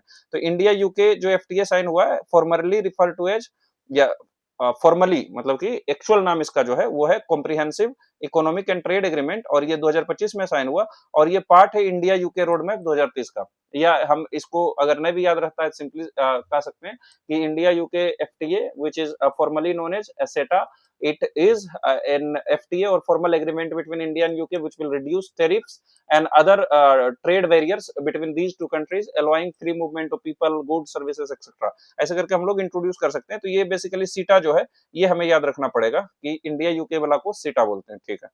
ये ट्रांसफॉर्म करना चाहता है बायलैटरल टाइज को जो हिस्टोरिकल रिलेशनशिप पर बेस्ड है मॉडर्न स्ट्रेटेजिक इकोनॉमिक पार्टनरशिप पर, क्योंकि हम जो ब्रिटेन का एक कॉलोनी थे तो उस सेंस में जो हिस्टोरिकल पार्टनरशिप है उससे आगे बढ़कर जो मॉडर्न इकोनॉमिक पार्टनरशिप है उसमें लेके जाना चाहता है। की टारगेट्स क्या है इसमें? बायलैटरल ट्रेड का टारगेट रखा गया है $100 बिलियन का ट्रेड हो 2030 तक, है ना? कि जब अब एफटीए साइन हो गया है, ज्यादा गुड्स का खरीद बिक्री होगा, एक जगह से दूसरा जगह जाएगा, तो 2030 तक हम $100 बिलियन का टारगेट रखें कि इतने का ट्रेड हो जाए। जो करेंट ट्रेड है जो अभी होता है इंडिया और यूके के बीच में वो 20 से 25 बिलियन डॉलर के रेंज में आता है, क्योंकि हर साल ये चेंज होते रहता है तो एग्जैक्ट डाटा तो एग्जाम देते देते इस साल का देना पड़ेगा। तो जनरली हम लोग कह सकते हैं कि the current status of trade between India and UK is around 20 to 25 billion dollar and the aim is to increase it or enhance it to 100 billion dollar by 2030। तो 2030 तक लगभग 5 साल में हम लोग 100 बिलियन डॉलर तक ले जाना चाहते हैं। कवर करता है गुड्स को, सर्विसेज को, इन्वेस्टमेंट को, डिजिटल ट्रेड को। ये पहले ही हमने देखा कि जनरली जितने भी एफटीए साइन किया जाता है उसमें अब सब में ये कवर रहता है। अभी क्यों, व्हाई नाउ, है ना? तो इसमें हम लोग देखेंगे पहला जो यूके की तरफ से रीजन है वो ब्रेक्सिट है। हम लोग पढ़े थे यूरोपियन यूनियन में कि ब्रिटेन यूरोपियन यूनियन से बाहर आ गया है, तो जो यूरोपियन यूनियन का पूरा मार्केट ब्रिटेन के लिए खुला था, है ना? जो एफटीए एक तरीका से उसका मेंबर ही था, तो गुड्स का, सर्विसेज का, पीपल का आसानी से इधर-उधर मूवमेंट था। अब वो रुक गया है, तो ब्रिटेन को क्या चाहिए कि मार्केट चाहिए, इसलिए यूके जो एग्जिट किया यूरोपियन यूनियन से, ऑटोमेटिक एक्सेस जो था ईयू मार्केट से वो खत्म हो गया, इसलिए नीडेड इंडिपेंडेंट ट्रेड एग्रीमेंट्स, उसको इंडिपेंडेंटली इंडिया के साथ साइन करना पड़ेगा। इंडिया प्रायोरिटी बना क्योंकि हमारे पास लार्ज मार्केट है, 1.5 बिलियन पॉपुलेशन लिख सकते हैं, फास्ट ग्रोइंग इकोनॉमी है, बल्कि फास्टेस्ट ग्रोइंग इकोनॉमी लिख सकते हैं, और सर्विस सेक्टर हमारा मजबूत है, तो इसकी वजह से उसका ध्यान इंडिया की तरफ आया। इंडिया का क्या था कि हम क्यों यूके के साथ एफटीए साइन करना चाहते हैं, हम लोग मार्केट को डाइवर्सिफाई करना चाहते हैं। बेसिकली आफ्टर कोविड 19 या during COVID 19 we saw that depending on any one nation, और जब इस तरह के कुछ चैलेंज आते हैं तो कुछ देशों पर निर्भर अच्छा बात नहीं है, इसलिए हम लोग डाइवर्सिफाई करना चाहते हैं। तो reduce dependence on limited export market, जो हमारा एक्सपोर्ट है कुछ ही देश में निर्भर ना रहे, कई देशों में जाए, इसलिए साइन किया। और एंट्री करना चाहते हैं जो यूके का हाई वैल्यू मार्केट है ना, क्योंकि बहुत डेवलप्ड कंट्री है, हाई वैल्यू मार्केट है, तो अगर हमारे यहाँ का पपीता वहां जाता है, फॉर एग्जाम्पल जाता है कि नहीं जाता, ये कह रहे हैं, हम जस्ट फॉर एन एग्जाम्पल समझ रहे हैं कि मान लीजिए पपीता जाता है या कॉर्न जाता है ना, सिंपल मकई जो यहाँ 20 रुपए किलो मिले, वो इतना डेवलप्ड कंट्री है, वहां जाते जाते उसका दाम 100 रुपए किलो भी हो सकता है ना, बिना कोई टैक्स उसका। अगर हम ऑर्गेनिक एग्रीकल्चरल प्रोडक्ट्स को भेजते हैं और अच्छी बात है, हम ड्रैगन फ्रूट या जो महंगे फ्रूट्स हैं उसका भी सप्लाई कर सकते हैं, वेजिटेबल्स का सप्लाई कर सकते हैं, तो ये जो हाई वैल्यू मार्केट रहता है उसका अपना मजा है उसके साथ ट्रेड करने में। दूसरा है टेक्नोलॉजी और इन्वेस्टमेंट नीड, जो यूके है ये एक्सपर्टीज है, इसको एक्सपर्टीज है ग्रीन टेक्नोलॉजी में, डिफेंस टेक्नोलॉजी में, फाइनेंशियल सर्विसेज में, without it is A developed country, and so we need all these technologies in our own country, so we needed to sign an FTA with the UK so that we can gain into their technology, advanced technology.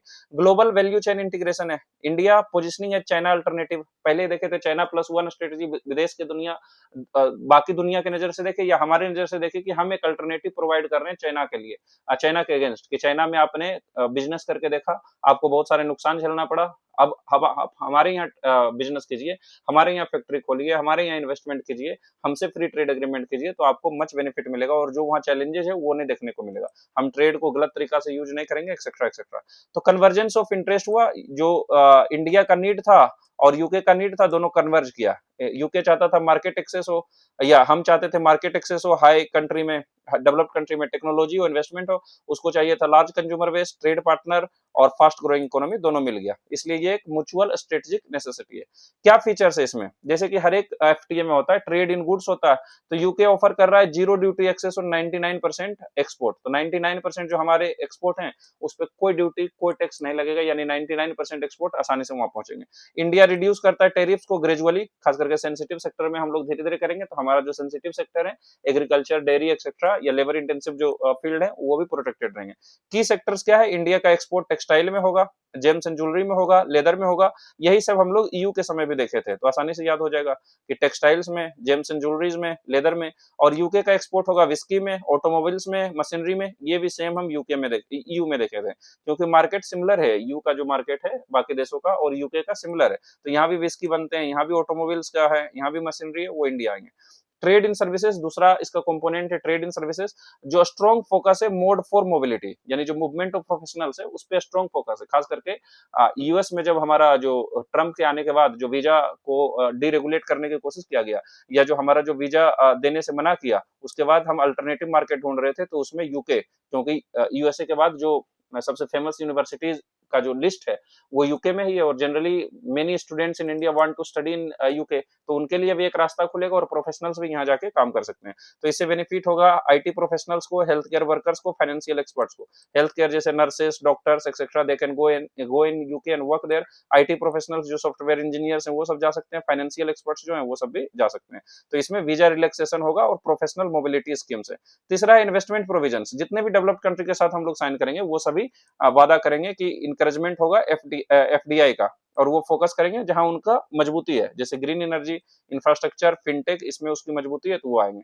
फिर digital trade है, cross border data flow की बात किया जा रहा है, ये है ना डाटा, जो डाटा लोकलाइजेशन, हालांकि भारत बोलता है कि जो हमारे यहाँ का डाटा है वो यहाँ ही रहे, पर साइन में बताया गया है, ये समझौता में बताया गया है कि जो डाटा है वो थोड़ा-सा दोनों फ्लो हो। जो इंडिया में डाटा स्टोर हो रहे हैं वो यूके में जाए और यूके का डाटा भी इधर आए। ई-कॉमर्स का रेगुलेशंस किया जाएगा, साइबर सिक्योरिटी कोऑपरेशन होगा। हम लोग जानते हैं कि यूके सब में काफ़ी हाई है, जैसे एआई समिट भी हुआ था पहली बार ब्लेचली पार्क जो यूनाइटेड किंगडम में वहीं हुआ था। फिर जाके साउथ कोरिया और फिर पेरिस में और फिर इंडिया में हुआ। तो वो लोग साइबर सिक्योरिटी में भी बढ़िया है, तो वहाँ भी हम लोग ले सकते हैं। रूल्स ऑफ ओरिजिन और स्टैंडर्ड सभी में साइन होता है कि आपको रूल्स ऑफ ओरिजिन दिखाना पड़ेगा अपने प्रोडक्ट्स पर, ताकि ये थर्ड कंट्री रूटिंग ना हो सके कि पाकिस्तान हमारा ही कलम, हमारे जैसा ही कलम बना के उसको इंडियन प्रोडक्ट्स बना के दुबई के थ्रू ना भेज दे। इसलिए रूल्स ऑफ ओरिजिन रहता है, ताकि इंश्योर करेगा कि जेन्युइन इंडियन प्रोडक्शन को बेनिफिट मिले। बायलैटरल ट्रेड और इकोनॉमिक डाटा क्या है? अभी ट्रेड वॉल्यूम में 20 से 25 बिलियन डॉलर, टारगेट क्या है? 100 बिलियन डॉलर बाय 2030, और यूके है टॉप इन्वेस्टर्स इन इंडिया और मेजर सर्विस ट्रेड पार्टनर है। सेक्टर वाइज स्ट्रेंथ क्या है? इंडिया सर्विसेज में सरप्लस है और यूके हाई वैल्यू गुड्स को एक्सपोर्ट करता है, क्योंकि वो डेवलप्ड कंट्री है तो हाई वैल्यू गुड्स को एक्सपोर्ट करेगा। इसलिए रिलेशनशिप कॉम्प्लीमेंट्री है, कॉम्पिटिटिव नहीं है। कॉम्पिटिटिव कब होगा? जब जैसे इंडिया एक लेबर इंटेंसिव मार्केट है, तो दूसरे लेबर इंटेंसिव मार्केट के साथ अगर हम समझौता करते हैं, फॉर एग्जाम्पल हम साउथ अफ्रीका के साथ समझौता करते हैं, तो ये दोनों कॉम्पिटिटिव हो जाएगा। हमारा भी एग्रीकल्चर मजबूत, इसका भी हो सकता है एग्रीकल्चर मजबूत, हम भी लेबर इंटेंसिव, ये भी लेबर इंटेंसिव, पर यहाँ तो कॉम्प्लीमेंट्री है। उसके पास लेबर नहीं है, तो ऐसे गुड्स वहां महंगे होंगे जो लेबर बनाते हैं, तो हम तुरंत टेक्सटाइल्स भेज देंगे, हम तुरंत जेम्स एंड ज्वेलरी भेजेंगे, हम तुरंत कुछ केमिकल्स भेजेंगे, फार्मास्यूटिकल्स एक्सेट्रा, और वो वहां मशीन ईजी हैं, तो वो हाई एंड टेक्नोलॉजी हमें प्रोवाइड करेंगे। इंडिया को क्या बेनिफिट होगा? जैसा कि हम लोग पहले देखें, एक्सपोर्ट में बूस्ट होगा, है ना, ड्यूटी फ्री एक्सेस मिलेगा यूके मार्केट में, तो ग्रोथ, लेबर इंटेंसिव सेक्टर जैसे टेक्सटाइल, लेदर, एमएसएमई, ये सबको मजबूती मिलेगा। और क्योंकि हमारा टेक्सटाइल सेक्टर को मजबूती मिलेगा, लेदर को मजबूती मिलेगा, तो हमारा एम्प्लॉयमेंट जनरेशन भी होगा। इसलिए हमारा जो एक्सपोर्ट इंडस्ट्री है उसका एक्सपेंशन होगा, जॉब क्रिएशन होगा यूथ के लिए, सर्विस सेक्टर एक्सपेंशन होगा, क्योंकि इंक्रीज डिमांड जो आईटी सर्विसेज है, हेल्थ केयर है, फाइनेंशियल सर्विसेज है, देखे तो ये सब यूके जा सकते हैं, क्योंकि इसके लिए भी समझौता हुआ है ना, जो कि जो प्रोफेशनल्स का मोबिलिटी होगा तो उसमें भी फायदा होगा। इन्वेस्टमेंट इनफ्लो होगा, यूके का इन्वेस्टमेंट इंफ्रास्ट्रक्चर, स्टार्टअप्स में, रिन्यूएबल एनर्जी में, क्योंकि ग्रीन टेक्नोलॉजी में मजबूत है, तो हमारे यहाँ ऐसे टेक्नोलॉजी और ऐसे इन्वेस्टमेंट हमारे यहाँ ज्यादा आएंगे। टेक्नोलॉजी का ट्रांसफर होगा, क्योंकि एडवांस टेक्नोलॉजी उसके पास है, डिफेंस में, ग्रीन टेक्नोलॉजी, ग्रीन हाइड्रोजन में, फिनटेक में, तो वो सभी टेक्नोलॉजी हमें प्रोवाइड करेंगे। स्ट्रेटेजिक गेन्स होगा, है ना, इंडिया का टाई वेस्टर्न इकोनॉमी के साथ मजबूत होगा और इन्हांस करेगा ग्लोबल ट्रेड पोजिशनिंग के। हम भी बड़े बड़े देशों के साथ ट्रेड कर रहे हैं, समझौता कर रहे हैं, चाइना पर जो निर्भरता है इन सभी देशों का, उसको भी कम करेंगे और चाइना का अल्टरनेटिव भी अपने आप को प्रस्तुत करेंगे। तो ये हमारा स्ट्रेटेजिक इंटरेस्ट भी होगा। कुछ चैलेंजेस और कंसर्न है, जैसा कि पहले ही हमने देखा, ईयू में भी हमने देखा, यहाँ भी देख रहे हैं कि जो नॉन टेरिफ बैरियर्स हैं, जो यूके का स्टैंडर्ड्स हैं, इन्वायरमेंटल से रिलेटेड, लेबर से रिलेटेड, क्वालिटी कंप्लायंस से रिलेटेड, हमारा जो कुछ वस्तुएं हैं हो सकता है उतने साफ ना हो सकता है क्वालिटी उतना बेहतर ना हो सकता है कि एनवायरमेंटली पूरी तरह से हमने पूरे प्रोसीजर्स को फॉलो नहीं किया हो सकता है हमने जंगल काट के उसको बनाया हो। तो इन सभी जगह पर चैलेंज हो सकता है, यानी सिंपल लिखेंगे कि there are certain non trade barriers like the UK's high standards in labour, है ना, environment etc, that can restrict our flow of goods into the UK market, because we may not be able to follow all those regulations very properly। तो ये एक दिक्कत हो सकता है। दूसरा डाटा सोर्निटी इशू है, इंडिया चाहता है कि डाटा लोकलाइजेशन हो, लेकिन यूके चाहता है कि डाटा फ्लो हो, क्योंकि उसके पास है ना बहुत सारे कंपनी होंगे उनके जो कि डाटा में काम करता है। जैसे इंडिया में फॉर एग्जांपल अमेजन काम कर रहा है, यूके का तो कोई कंपनी हमें याद नहीं आ रहा है, पर जैसे यूएसए का अमेजन है ना, यूएसए का और भी कोई कंपनी है, तो ये इंडिया में काम कर रहा है, तो इसके पास बहुत सारा डाटा है, तो इंडिया चाहता है कि ये डाटा स्टोर हो इंडिया में, ताकि इसका गलत इस्तेमाल या फिर इसका अभी data is the new petroleum ऐसा बोलता है, न्यू फ्यूल है, तो उसके बेसिस पर बहुत सारा पॉलिसी ऐसा ला सकता है जो कि बहुत डेट्रीमेंटल हो सकता है इंडिया के लिए। तो इंडिया सपोर्ट्स डाटा लोकलाइजेशन, पर यूके जो है वो कहता है डाटा फ्लो होना चाहिए, बिकॉज डेवलप्ड कंट्री है, उसका खुद का बहुत सारे कंपनी दूसरे देशों में काम कर रही है। तो यहाँ पर एक चैलेंज है कि जो रेगुलेटरी कॉन्फ्लिक्ट हो सकता है, हमें सेंसिटिव सेक्टर को प्रोटेक्ट करना होगा, एग्रीकल्चर और डेयरी को कंपटीशन फेस होगा, और जो स्मॉल फार्मर्स है इसके लिए रिस्क हो सकते हैं, ट्रेड इम्बैलेंस रिस्क हो सकता है, ऐसा हो सकता है कि यूके से जो इंपोर्ट्स आ रहे हैं वो फास्ट हो जाए और हमारे यहाँ से जो एक्सपोर्ट जा रहे हैं वो कम हो, तो हमारे डोमेस्टिक इंडस्ट्री पर प्रेशर पड़ सकते हैं, ऑटोमोबाइल इंडस्ट्रीज पर प्रेशर पड़ सकते हैं, एमएसएमई का कॉन्स्टेंट्स हो सकता है, जो सर्टिफिकेशन स्टैंडर्ड है, कंप्लायंस कॉस्ट है, ये फुलफिल करने में अगर नहीं हो पाया, नहीं फुलफिल कर पाया तो उससे दिक्कत होगा। वे फॉरवर्ड क्या है कि डोमेस्टिक कॉम्पिटिटिवनेस को बढ़ाना होगा, है ना, मैन्युफैक्चरिंग क्वालिटी को बढ़ाना होगा, मोर इंटीग्रेशन ऑफ टेक्नोलॉजी करना पड़ेगा, इकोनॉमीज ऑफ स्केल करना पड़ेगा, है ना, या फिर हमें इंफ्रास्ट्रक्चर में सुधार लाना पड़ेगा, प्रोडक्टिविटी को इंप्रूव करना पड़ेगा। अगर फॉर एग्जांपल अभी हम एक पेन बनाते हैं, है ना, और हम एक दिन में 100 पेन बना पाते हैं, तो सब कॉस्ट मिला के हो सकता है इसका क्या है कि 10 रुपए पेन पड़े तो 1000 हो जाए।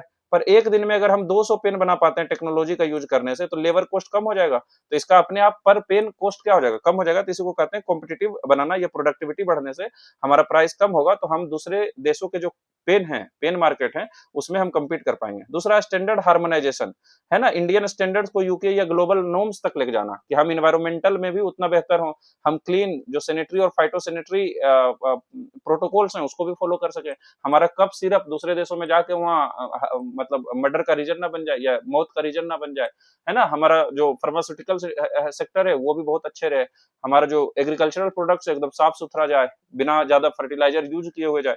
तो ये इसको हम अपने जो मार्केट है, हम अपने में अगर इंप्रूव करने की कोशिश करें, तो आवर मार्केट्स या our industries need to move to global standards, हमें ग्लोबल स्टैंडर्ड्स तक पहुंचना पड़ेगा। एमएसएमई को सरकार को सपोर्ट देना पड़ेगा, और उसके लिए इस साल के बजट में प्रावधान भी दिया गया है कि फाइनेंशियल और टेक्निकल असिस्टेंस देना पड़ेगा एमएसएमई को, ताकि वो जो कंप्लायंस स्टैंडर्ड्स हैं उनको फुलफिल कर सके, वो कागज बनाने में सफल हो पाए।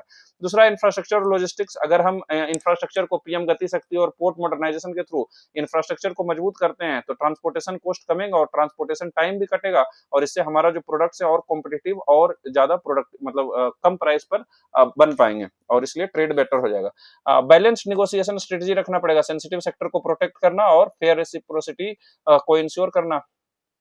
कंक्लूजन में लिख सकते हैं कि इंडिया यूके एफटीए जो है ये रिप्रेजेंट करता है new generation high quality trade agreement that goes beyond tariff reduction to include, इसमें सर्विसेज भी है, डिजिटल ट्रेड भी है, इन्वेस्टमेंट फ्लो भी है। ये रिफ्लेक्ट करता है इंडिया का shift towards proactive trade diplomacy, UK का प्रो पोस्ट ब्रेक्सिट जो इकोनॉमिक रीअलाइनमेंट था, और इस तरह से हमने इसको खत्म किया।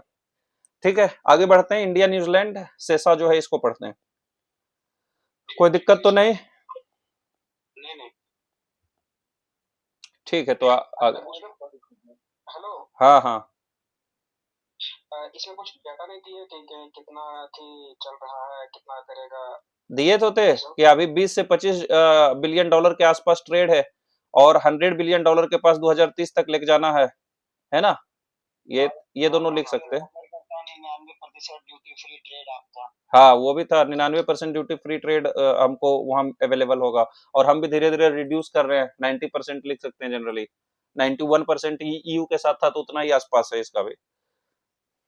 अच्छा, ठीक ठीक। बाकी बेनिफिट और चैलेंजेस और वे फॉरवर्ड सभी में तो सेम ही चेतना है। हाँ हाँ हाँ हाँ, ठीक, सुन लीजिए इसको। ठीक है। तो वो वाला हम लोग देखे कि वो क्या था, सेटा था, comprehensive economic and trade agreement था। जो न्यूजीलैंड के साथ साइन हुआ ये सेसा है, comprehensive economic and cooperation agreement. ये जनरली जो सेपा होता है इससे एक स्टेप थोड़ा सा लोअर रहता है, पर उतना हमें डीप में नहीं जाना है, हमें सिर्फ नाम याद रहना चाहिए कि हाँ यूके के साथ हमने साइन किया तो सेटा किया, ताकि हम अपने इंट्रोडक्शन में ये दिखा के थोड़ा सा और इम्प्रेस कर सके एग्जामिनर को, उसको लगेगा कि एग्जैक्ट इसको मालूम है। और न्यूजीलैंड के साथ जो साइन किए हैं वो है सेसा, है ना, comprehensive economic and cooperation agreement बोलते हैं। तो यहाँ देख सकते हैं कि ऑस्ट्रेलिया के बगल में न्यूजीलैंड है और यहाँ इंडिया है, तो ये जो ट्रेड है ये जनरली इंडियन ओशियन के थ्रू न्यूजीलैंड से इंडिया आता है ना, और ये एक कोल्ड कंट्री है।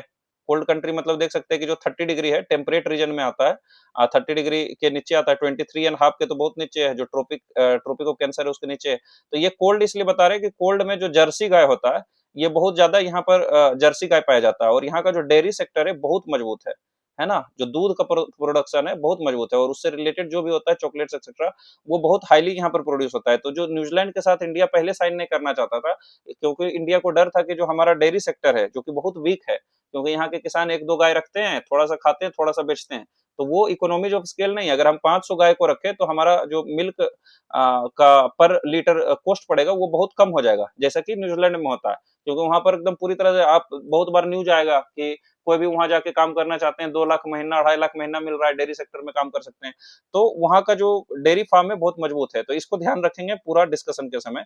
तो इंडिया न्यूजीलैंड सेसा जो हुआ है कॉम्प्रिहेंसिव इकोनॉमिक कोऑपरेशन एग्रीमेंट, ये 2025 में कंक्लूड हुआ है।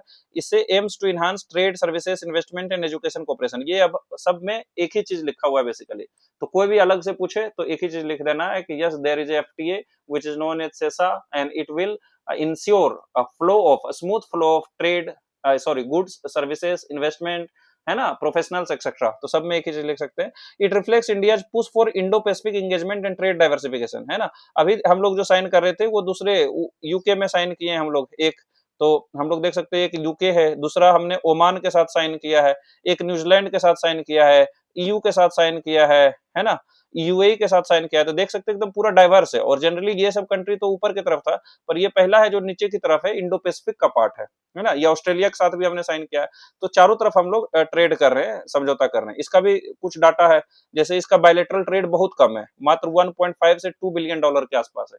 उसका हमने देखा था 20-25 है यूके के साथ, तो उसका ज्यादा है। न्यूजीलैंड का जो जीडीपी है 250 से 300 बिलियन डॉलर के आसपास है, इसको आप छोड़ भी सकते हैं। इंडियन स्टूडेंट्स जो न्यूजीलैंड में पढ़ते हैं 20,000 से ज्यादा एनुअली वहां जाते हैं, तो ये चीज हम जनरली, ऑस्ट्रेलिया में भी हमारे स्टूडेंट्स बहुत जाते हैं, यूके में भी बहुत स्टूडेंट जाते हैं, यूएसए तो प्राइम डेस्टिनेशन है इंडियन स्टूडेंट्स के लिए। और न्यूजीलैंड में भी देख सकते हैं कि 20,000 से ज्यादा स्टूडेंट्स हमारे न्यूजीलैंड में पढ़ते हैं, तो इसको भी इस डायमेंशन में देखना पड़ेगा।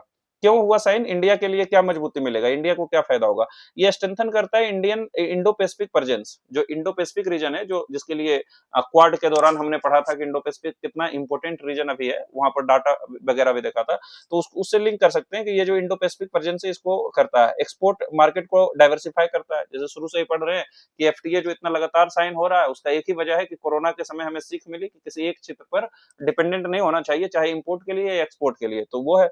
सर्विसेज को एक्सपेंड करेगा, आईटी, एजुकेशन, टूरिज्म, ये सबको बढ़ावा देगा। न्यूजीलैंड को क्यों फायदा होगा, इंडिया का लार्ज कंज्यूमर बेस, सभी में लिखना है, उसका एक्सपोर्ट को बूस्ट करेगा। डेयरी देखिए अभी कि बहुत सस्ता वहां दूध मिलता है, मीट, क्योंकि बहुत सारे गाय है, तो गाय से मीट भी होता है ना, गाय का मीट, बफेलो का मीट। इंडिया भले गाय का मीट को एक्सपोर्ट नहीं करता है, पर बफेलो का मीट एक्सपोर्ट में बहुत हाई है, जिसको, है ना, बीफ जिसको बोलते हैं, तो वो बफेलो वाला जो मीट है इंडिया से बहुत ज्यादा एक्सपोर्ट होता है, तो ये मीट का भी वहां से आ सकता है, क्योंकि वहां भी डेयरी सेक्टर बहुत मजबूत है, और एग्रीकल्चरल प्रोडक्ट्स भी आ सकते हैं। कन्वर्जेंस क्या है, इंडिया का सर्विसेज मार्केट और न्यूजीलैंड का एग्रीकल्चर एंड टेक्नोलॉजी, तो ये भी कॉम्प्लीमेंट्री दिखा रहा है। की फीचर्स क्या है, ट्रेड इन गुड्स होगा, फिर उसी तरह देखेंगे trade in goods, trade in services, trade in investment, है ना, प्रोफेशनल्स मूवमेंट, जो रूल्स ऑफ ओरिजिन वाला जो लिखना है वो दिखाएंगे, और फिर कुछ चैलेंजेस देखेंगे जो नॉन टेरिफ बैरियर्स होता है। तो ट्रेड्स इन गुड्स, ग्रेजुअल टेरिफ रिडक्शन होगा, इंडिया एक्सपोर्ट करेगा pharma, textile, engineering, New Zealand export करेगा डेयरी, मीट, वूल, ये तीनों एक दूसरे से लिंक है।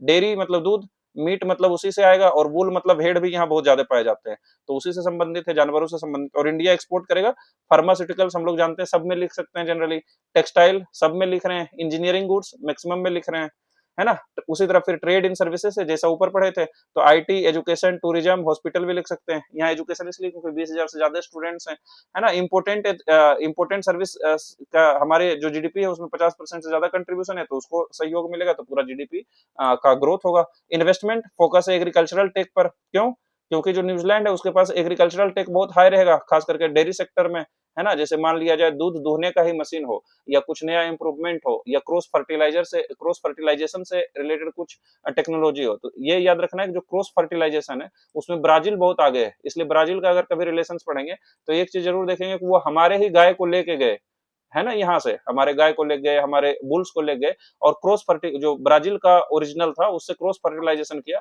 और वहां अभी लगभग 25 लीटर दूध, 30 लीटर दूध एक गाय करती है। उसी तरह न्यूजीलैंड में भी है, एग्रीकल्चरल टेक और रिन्यूएबल एनर्जी से हमें फायदा मिल सकते हैं। एजुकेशन एंड मोबिलिटी, स्टूडेंट का मोबिलिटी और बढ़ सकता है, 20,000 स्टूडेंट्स जाते हैं तो 30,000 जा सकते हैं, और स्किल और एकेडमिक पार्टनरशिप होगा। रूल्स ऑफ ओरिजिन सभी में है कि जेन्युइन गुड्स और maintain quality standards. Trade profile अभी देखा हमने 1.5 से 2 बिलियन डॉलर के पास है, लॉ है लेकिन ग्रो हो रहा है, और कॉम्प्लीमेंट्री है नेचर, इसलिए फायदा है। इंडिया मैन्युफैक्चर्ड गुड्स में, न्यूजीलैंड एग्रीकल्चर में। इंडिया को बेनिफिट्स होगा, एक्सपोर्ट ग्रोथ होगा फार्मा और टेक्सटाइल में, सर्विसेज का एक्सपेंशन होगा आईटी और एजुकेशन में, स्ट्रेटेजिक इंडो पैसिफिक प्रेजेंस होगा, एक्सेस टू एग्री टेक और इनोवेशन में हमें मदद मिलेगा, और एजुकेशन लिंकेज और मजबूत होगा, हमारे और स्टूडेंट्स वहां जा सकेंगे। चैलेंजेस क्या है, डेयरी कॉम्पिटिशन, है ना, मेजर कंसर्न है, क्योंकि वहां पर देख सकते हैं यहाँ फ्रूट ये जो दिख रहा है ये न्यूजीलैंड से आए हैं, वहां देख सकते हैं इस तरह से डेयरी फार्म रहता है, तो वहां का जो मिल्क है अगर इंडिया बहुत हाई क्वालिटी क्वांटिटी में आने लगे तो दिक्कत हो सकता है, तो ट्रेड इंबैलेंस हो सकता है, और क्वालिटी स्टैंडर्ड्स को रेस्ट्रिक्ट करना पड़ेगा, मतलब क्वालिटी को देखना पड़ेगा। लिमिटेड मार्केट साइज है। न्यूजीलैंड का जो मार्केट साइज है वो लिमिटेड है, और ये जो था कि स्ट्रिक्ट क्वालिटी स्टैंडर्ड्स, न्यूजीलैंड भी क्या है, डेवलप्ड कंट्री है, इंडिया के कंपैरिजन में हाईली डेवलप्ड है, तो वहां भी जो क्वालिटी स्टैंडर्ड्स है वो बहुत ज्यादा स्ट्रिक्ट हो जाएगा, और ट्रेड इंबैलेंस का रिस्क है। और ये देखे लिमिटेड मार्केट साइज है, अभी देखे हमने 1 पॉइंट कितना उसका जीडीपी था, 250 से 300 बिलियन डॉलर था, यानी 1 ट्रिलियन भी नहीं, इंडिया 4 ट्रिलियन है और बहुत तेजी से आगे बढ़ रहा है। तो उसका जो मार्केट साइज बहुत छोटा है, क्योंकि एक छोटी सी देश है। वे फॉरवर्ड क्या हो सकता है, हमें डेयरी सेक्टर को प्रोटेक्ट करना पड़ेगा, टेरिफ कट्स को ग्रेजुअली रिड्यूस करना पड़ेगा, है ना, ताकि हमारा जो डेयरी फार्म्स हैं या एग्रीकल्चरल सेक्टर है, एमएसएमई है, ये सबको ज्यादा नुकसान ना हो। सर्विस सेक्टर, सर्विस एक्सपोर्ट पर फोकस करना पड़ेगा, ताकि हम बैलेंस कर सके, गुड्स में अगर कुछ दिक्कत भी होती है तो क्वालिटी स्टैंडर्ड्स को इंप्रूव करना पड़ेगा, और ट्रेड बास्केट को डाइवर्सिफाई करेगा। अभी बहुत कम लिमिटेड एरिया में ट्रेड होते हैं इंडिया न्यूजीलैंड में, तो ज्यादा से ज्यादा एरिया को इंक्लूड करने की कोशिश किया जाएगा। कंक्लूजन क्या है, India New Zealand CESA is a strategic complementary agreement है। स्ट्रेटेजिक भी है, क्यों, क्योंकि इंडो पैसिफिक रीजन में साइन हुआ। इंडो पैसिफिक पूरा रीजन अभी स्ट्रेटेजी के दृष्टिकोण से स्ट्रेटेजिक रीजन हो गया है, बहुत ज्यादा उसका महत्व बढ़ गया है जियोपॉलिटिक्स में। और कॉम्प्लीमेंट्री एग्रीमेंट है जिसमें हाई पोटेंशियल है सर्विस और एजुकेशन में, और एग्रीकल्चर में कॉन्स्टेंट्स है, क्योंकि हमारे यहाँ दिक्कत हो सकती है ना। तो ये देख लिए इंडिया न्यूजीलैंड, शॉर्ट में देखे, क्योंकि ऊपर वाला चीज ही हम लोग एक्सपेंड करके और चीजों को इंक्लूड कर सकते हैं। ठीक, कोई दिक्कत? नहीं नहीं ठीक है। आगे बढ़ते हैं, इंडिया ओमान में चलते हैं, और फिर एक और शायद होगा एफ्टा वाला। तो 2 बचा है, अब जल्दी हो जाना चाहिए।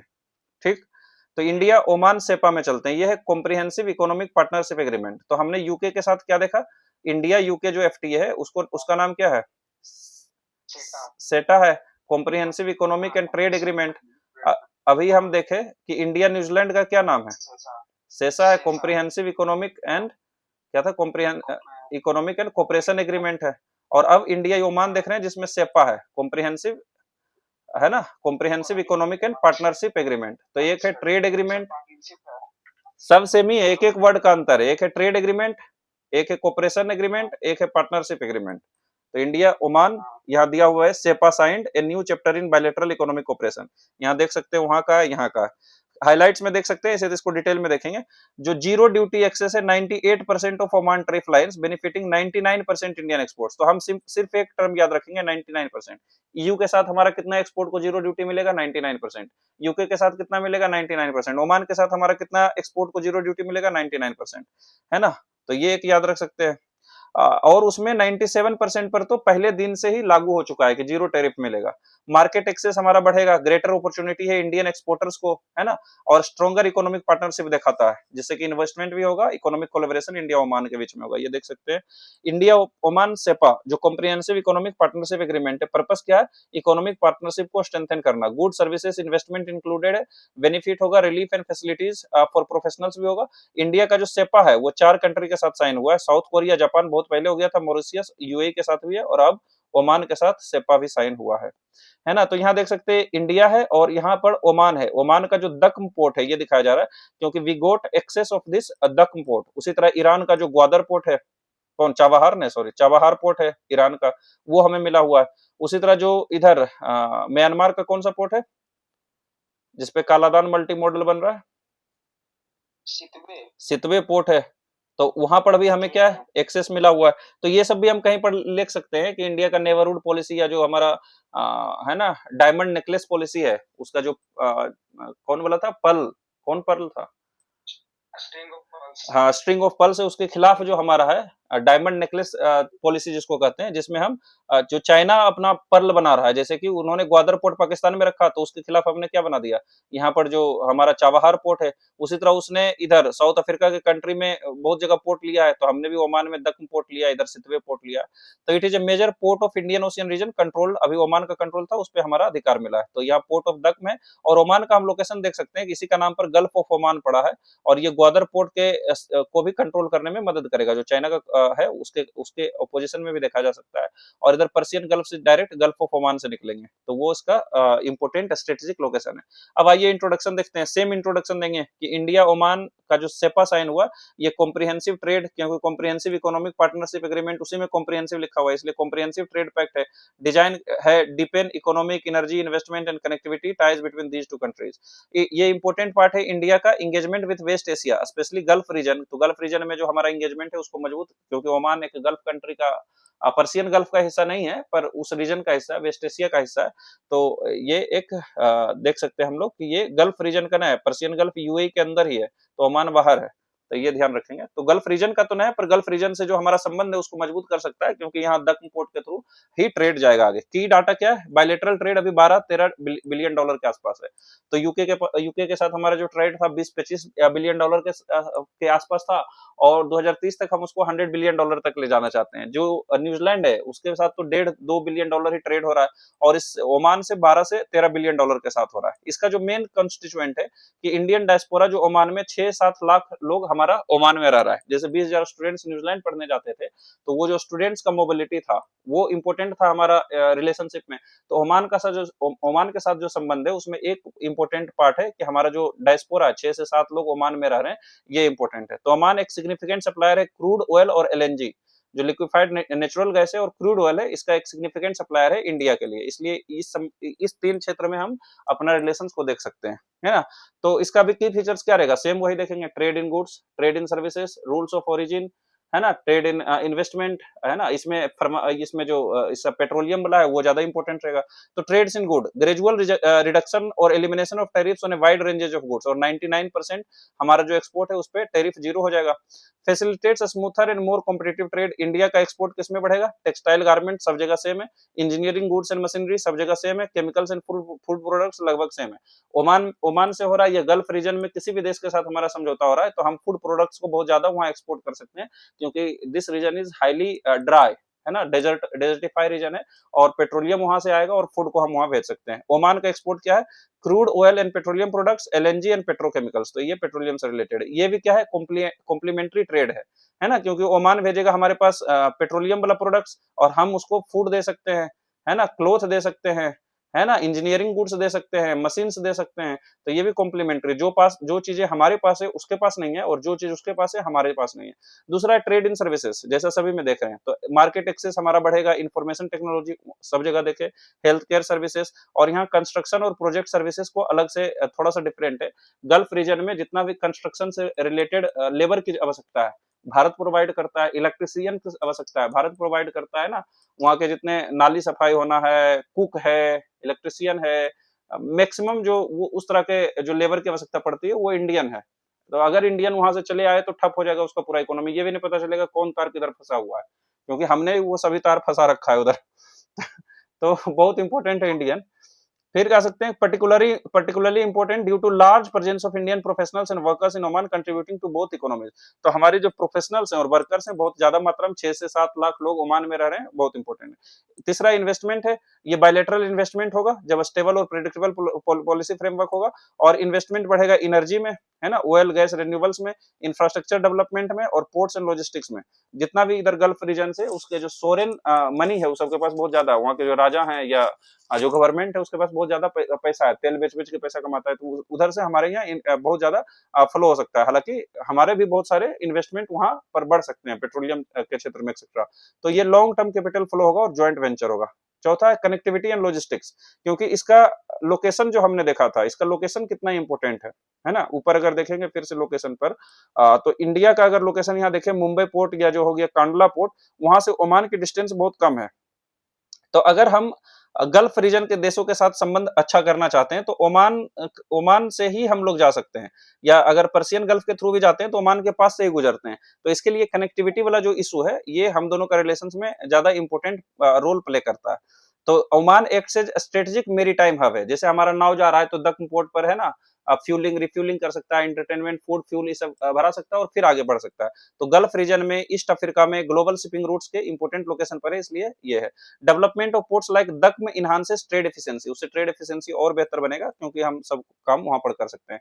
और वहां पर हमारा मिलिट्री प्रेजेंस भी दक्कन पोर्ट पर बढ़ने वाला है, तो स्ट्रेटेजिक में भी लिख सकते हैं कि it has strategic importance as we can counter violence Gwadar port of China, है ना, Gwadar port of Pakistan which is controlled by China, as well as our military presence there can enhance our military capability in Gulf region as well as around the, मतलब वहां पर बहुत ज्यादा डकैती होता है ना, समुद्री लुटेरा सोमालिया का जो है वही रीजन में होता है, रेड सी, हाँ, पर्शियन वहाँ पर पर्शियन गल्फ के और नीचे मतलब अफ्रीका जो हॉर्न ऑफ अफ्रीका है उसके आसपास, तो वहीं पर डक डक पोर्ट बहुत क्लोज है, तो हमारा वो भी इसको स्ट्रेंथन कर सकता है। तो strengthen India's maritime and trade connectivity in East Ocean region, rules of origin सभी में देख रहे हैं, ताकि थर्ड देश के साथ prevents misuse through third country routing, ये तो अब बहुत इजी हो गया है। ट्रेड प्रोफाइल क्या है, हमने देखा टोटल ट्रेड 12 से 13 बिलियन डॉलर के आसपास होता है, और इस तरह से ओमान हमारा गल्फ पार्टनर इंपोर्टेंट है। India generally maintains trade surplus है हमारा, जबकि हम वहां से तेल खरीदते हैं फिर भी ट्रेड सरप्लस है। इंडिया मैन्युफैक्चर्ड और वैल्यू एडेड गुड्स बेचता है, और ओमान एनर्जी रिसोर्सेज बेचता है। तो रिलेशनशिप रिसोर्स मैन्युफैक्चरिंग कॉम्प्लीमेंट्री है, डायरेक्ट कंपटीशन नहीं है। ईच अदर क्या फायदा होगा, इंडिया का नीड क्या है, रिलायबल सप्लाई ऑफ एनर्जी, तेल और गैस हमें चाहिए, और गल्फ मार्केट में एक्सेस चाहिए। ओमान का क्या है, लार्ज और ग्रोइंग कंज्यूमर मार्केट, इन्वेस्टमेंट और टेक्निकल एक्सपर्टीज हमारा है। ओमान उतना डेवलप्ड कंट्री टेक्नोलॉजी के क्षेत्र में नहीं है, पैसा के क्षेत्र में हो सकता है हो ठीक ठाक, लेकिन टेक्नोलॉजी तो हम लोग दे सकते हैं और स्किल्ड वर्कफोर्स दे सकते हैं। तो इस तरह से म्यूचुअल बेनिफिट है कि एनर्जी सिक्योरिटी पार्टनरशिप होगा, बायलैटरल ट्रेड और इन्वेस्टमेंट को एक्सपेंशन मिलेगा, रीजनल कनेक्टिविटी और लॉजिस्टिक्स इंप्रूव होगा, दक्कन पोर्ट जैसे प्रोजेक्ट्स के थ्रू कोऑपरेशन बढ़ेगा इंडियन ओशियन रीजन में। इंडिया को बेनिफिट क्या होगा, long term energy supply stability होगा, हमारा मैन्युफैक्चरिंग सेक्टर में एक्सपोर्ट बढ़ेगा जैसे कि सभी देशों के साथ बढ़ रहा है, एम्प्लॉयमेंट अपॉर्चुनिटी, और हमारे जो डायस्पोरा 6-7 लाख लोग वहां रह रहे हैं उसको भी बेनिफिट्स मिलेगा, और इंडिया का स्ट्रेटेजिक प्रेजेंस वेस्ट एशिया में बढ़ेगा। यही बोल रहे थे कि जो स्ट्रेटेजिक प्रेजेंस है 10 दक्कन पोर्ट के थ्रू हमारा मिलिट्री प्रेजेंस के कारण वो भी बढ़ेगा, और की मेरीटाइम ट्रेड रूट में हमारा एक्सेस बढ़ेगा, क्योंकि उसका जो लोकेशन है वो बहुत इंपॉर्टेंट है, चाहे पर्शियन गल्फ के थ्रू हो, हॉर्न ऑफ अफ्रीका हो, रेड सी हो, सभी से क्लोज है, तो हम तुरंत अपना नेवी को वहां से भेज सकते हैं और अपने शिप को सिक्योर कर सकते हैं। चैलेंज क्या है, जो एनर्जी इंपोर्ट के लिए हम कंटिन्यूली डिपेंडेंस है, तो ये एक बहुत बड़ा चैलेंज है कि हम डाइवर्सिफाई भले कर सकते हैं, पर फिर भी जो मैक्सिमम ऑयल और पेट्रोलियम है कुछ ही रीजन में होता है, तो वो हमारा चैलेंज है।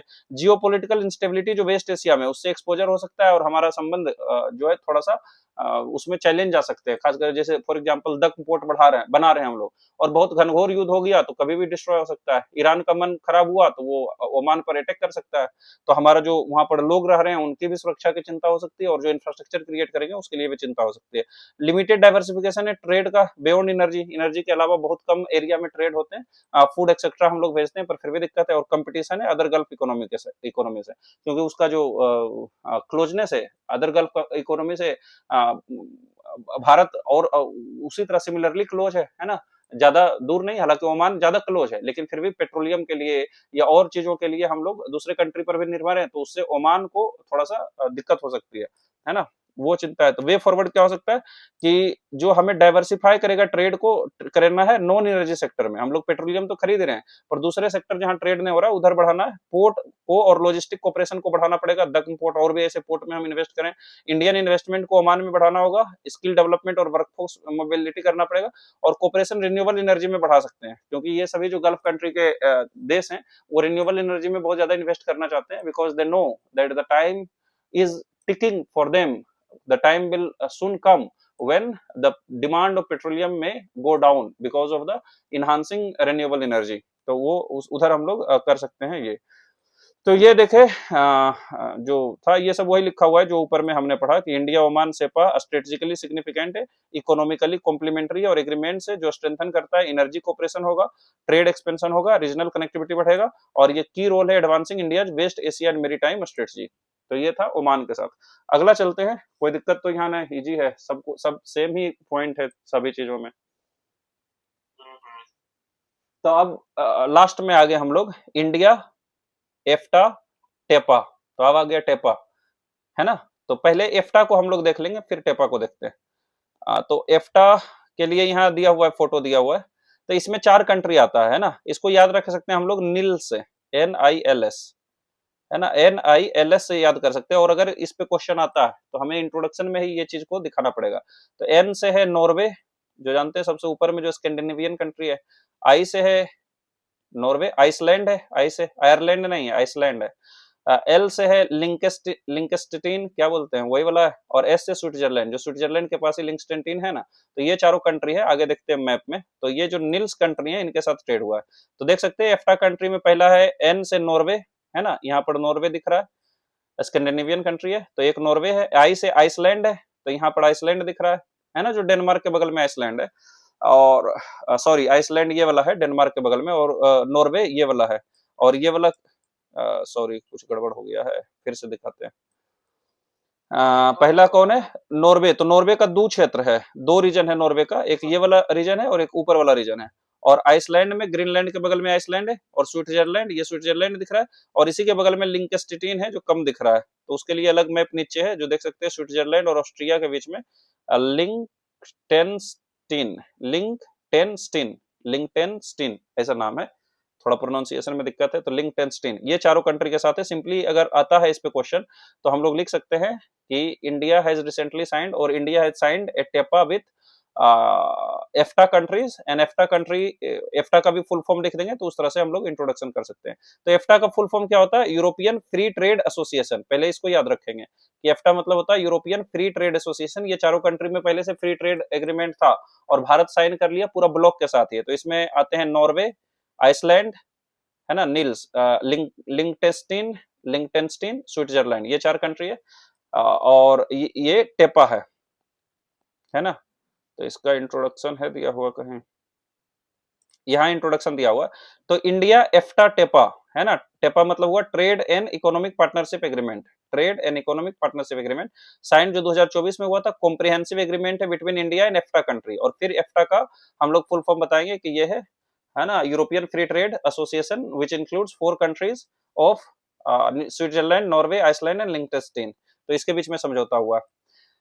ये फोकस करता है ट्रेड पर, इन्वेस्टमेंट पर, टेक्नोलॉजी ट्रांसफर पर, इकोनॉमिक कोऑपरेशन पर, और strengthening India's engagement with developed European economy. सबको धीरे धीरे देखेंगे। पहला देखते हैं की डाटा। तो एफ्टा को जो कंबाइंड जीडीपी है, हालांकि चारों देश छोटे छोटे हैं, पर कंबाइंड जीडीपी 1 ट्रिलियन से ज्यादा है। तो बहुत हाई, एक तरह से देख सकते हैं कि बहुत डेवलप्ड कंट्री है। हम लोग जानते हैं कि दुनिया के अमीर देशों में से एक है स्विट्जरलैंड, वो इसका पार्टनर है। तो एफ्टा का जो कंबाइंड जीडीपी है वो 1 ट्रिलियन से ज्यादा है। जो बायलैटरल ट्रेड हो रहे हैं हमारे दोनों देशों के बीच में, वो 18 से 20 बिलियन डॉलर के पास हो रहे हैं। तो यूके के साथ कितना हमारा था बायलैटरल ट्रेड?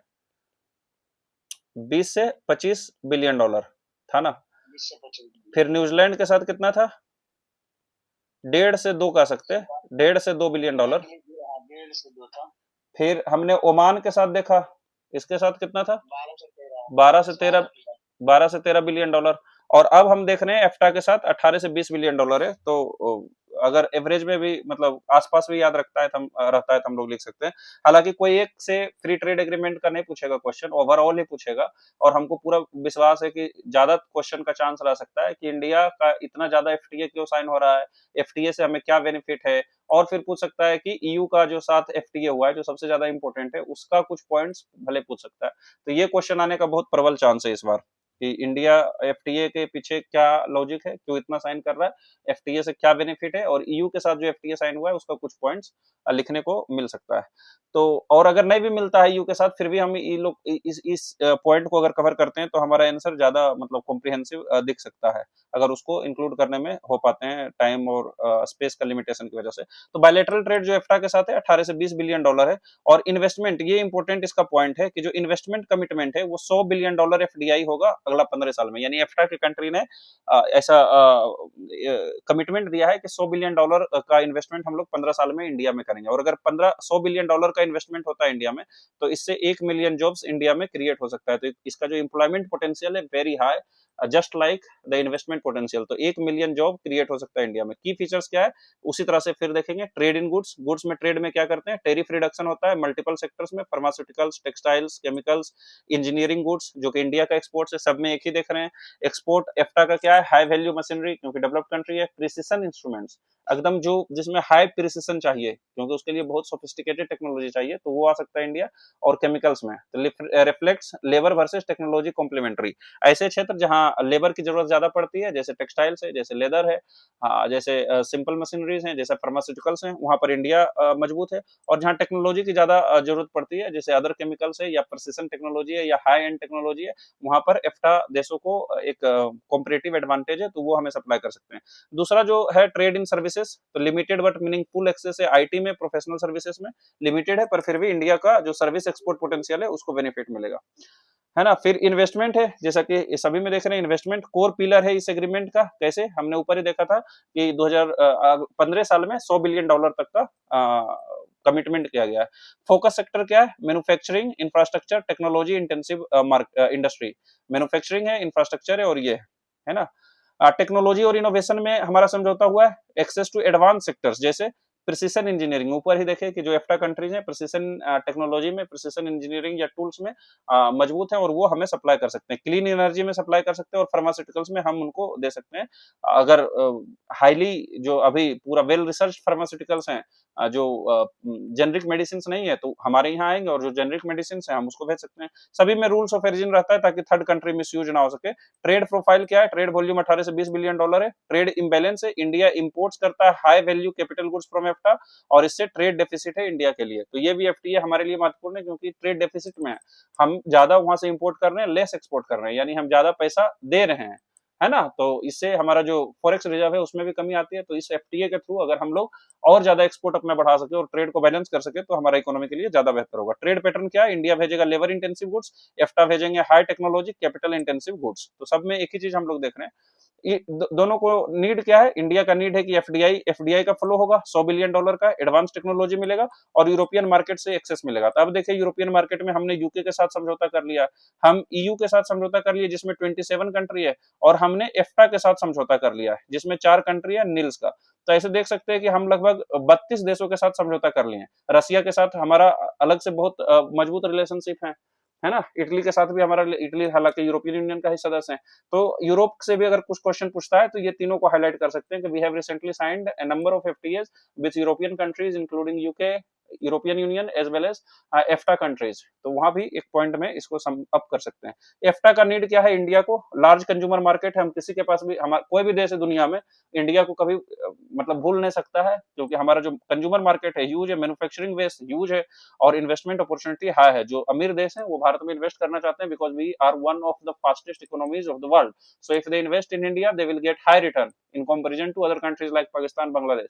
तो हमारा इकोनॉमी तेजी से बढ़ रहा है तो हमारे यहाँ इन्वेस्ट करो, म्यूचुअल बेनिफिट होगा, इन्वेस्टमेंट ड्रिवन ग्रोथ होगा जिससे उसको इंटरेस्ट मिलेगा और हमें हम पैसा मिलेगा जिससे कि हम इंफ्रास्ट्रक्चर क्रिएट कर सकते हैं, टेक्नोलॉजी ट्रांसफर होगा और ट्रेड लिंकेज बढ़ेगा। इंडिया को बेनिफिट क्या होगा, 100 बिलियन एफडीआई इनफ्लो होगा, जॉब क्रिएशन मैन्युफैक्चरिंग में होगा, टेक्नोलॉजी एक्सेस होगा और इंडस्ट्रियल अपग्रेडेशन होगा, एक्सपोर्ट का ग्रोथ पोटेंशियल बढ़ेगा। जैसा अभी देखे हमने कि हम हमारा एक्सपोर्ट उधर कम हो रहा है, ज्यादा हम इंपोर्ट कर रहे हैं, तो ये भी बढ़ेगा।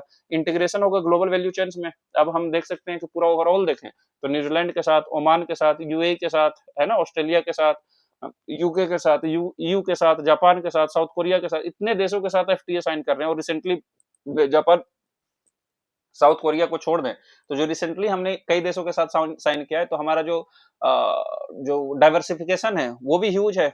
एक तरफ हम ओमान से साइन कर रहे हैं, दूसरी तरफ न्यूजीलैंड से कर रहे हैं, है ना। एक तरफ हम कोई गरीब देश से साइन कर रहे हैं जैसा कि बोला जा रहा है कि बांग्लादेश के साथ हम सेपा कर रहे हैं, और दूसरी तरफ हम एफ्टा से पहले कंक्लूड कर लिए हैं। तो ये जो पूरा डाइवर्सिफिकेशन होगा, सप्लाई चेन रिजिलियंस होगा, एक्सपोर्ट पोटेंशियल बढ़ेगा, इंप्लॉयमेंट जनरेशन होगा, एफडीआईज आएंगे, उससे फॉरेक्स आएंगे, बहुत तरह का बेनिफिट्स हो सकता है। चैलेंजेस क्या हो सकता है कि अभी इससे हमारा ट्रेड डिफिसिट है due to high value imports. तो इसका आशंका है कि अगर और वहां से एक्सपोर्ट हमारे यहाँ बढ़ जाए, है ना, हम इंपोर्ट ज्यादा करने लगे तो वो चैलेंज हो सकता है। Strict regulatory and quality standard, जितना भी ईयू के कंट्री हैं, जितना भी डेवलप्ड कंट्री हैं, चाहे न्यूजीलैंड हो, चाहे यूके हो, चाहे ईयू हो, चाहे एफ्टा हो, all will have same challenges in our trade policy, that they have very high, very strict regulatory measures which can restrict our export to those countries.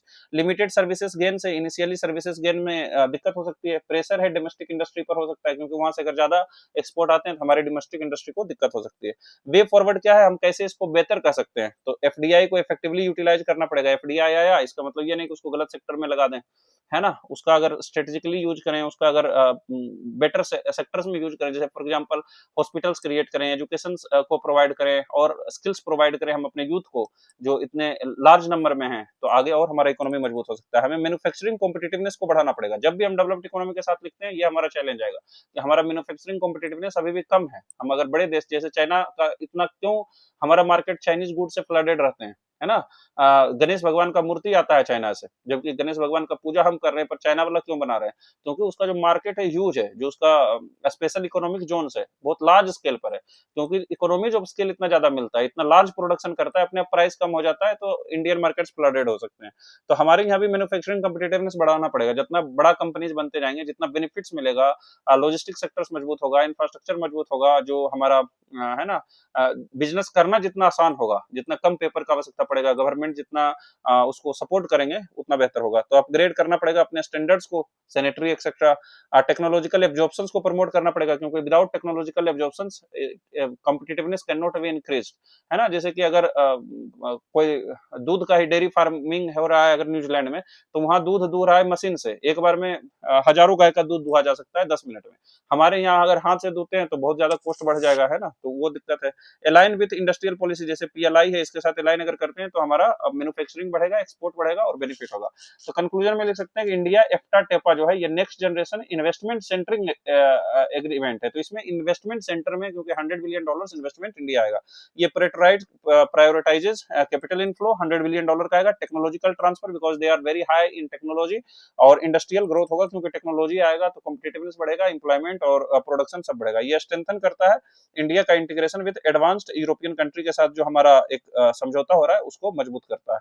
तो इस तरह से देखें हम लोग आज कि एफटीए क्या होता है, क्यों भारत का जो पॉलिसी है, एकाएक भारत की जो पॉलिसी में परिवर्तन आया है, और इंडिया का जो एफटीए साइन हुआ है यूके के साथ, न्यूजीलैंड के साथ, ओमान के साथ और एफ्टा कंट्री के साथ। इसको एग्जांपल के तौर में अगर पूछ देता है ऐसा क्वेश्चन कि इंडिया ने बहुत सारे एफटीए साइन किए और ईयू के साथ हमने पहले ही पढ़ रखा है, तो ये सबको हम लोग एग्जांपल में लिख सकते हैं। और अगर ओवरऑल क्वेश्चन पूछता है तो सभी का जो मेन पॉइंट है उसको इंक्लूड कर सकते हैं। जैसे ईयू के साथ क्या है कि 27 मेंबर कंट्री के साथ हमने साइन कर लिया है, एफ्टा में हमें $100 बिलियन का इन्वेस्टमेंट आएगा, उसी तरह ओमान के साथ हमें पेट्रोलियम प्रोडक्ट्स मिलेगा और डक इंपोर्ट का स्ट्रेटेजिक इंपोर्टेंस दिखा सकते हैं।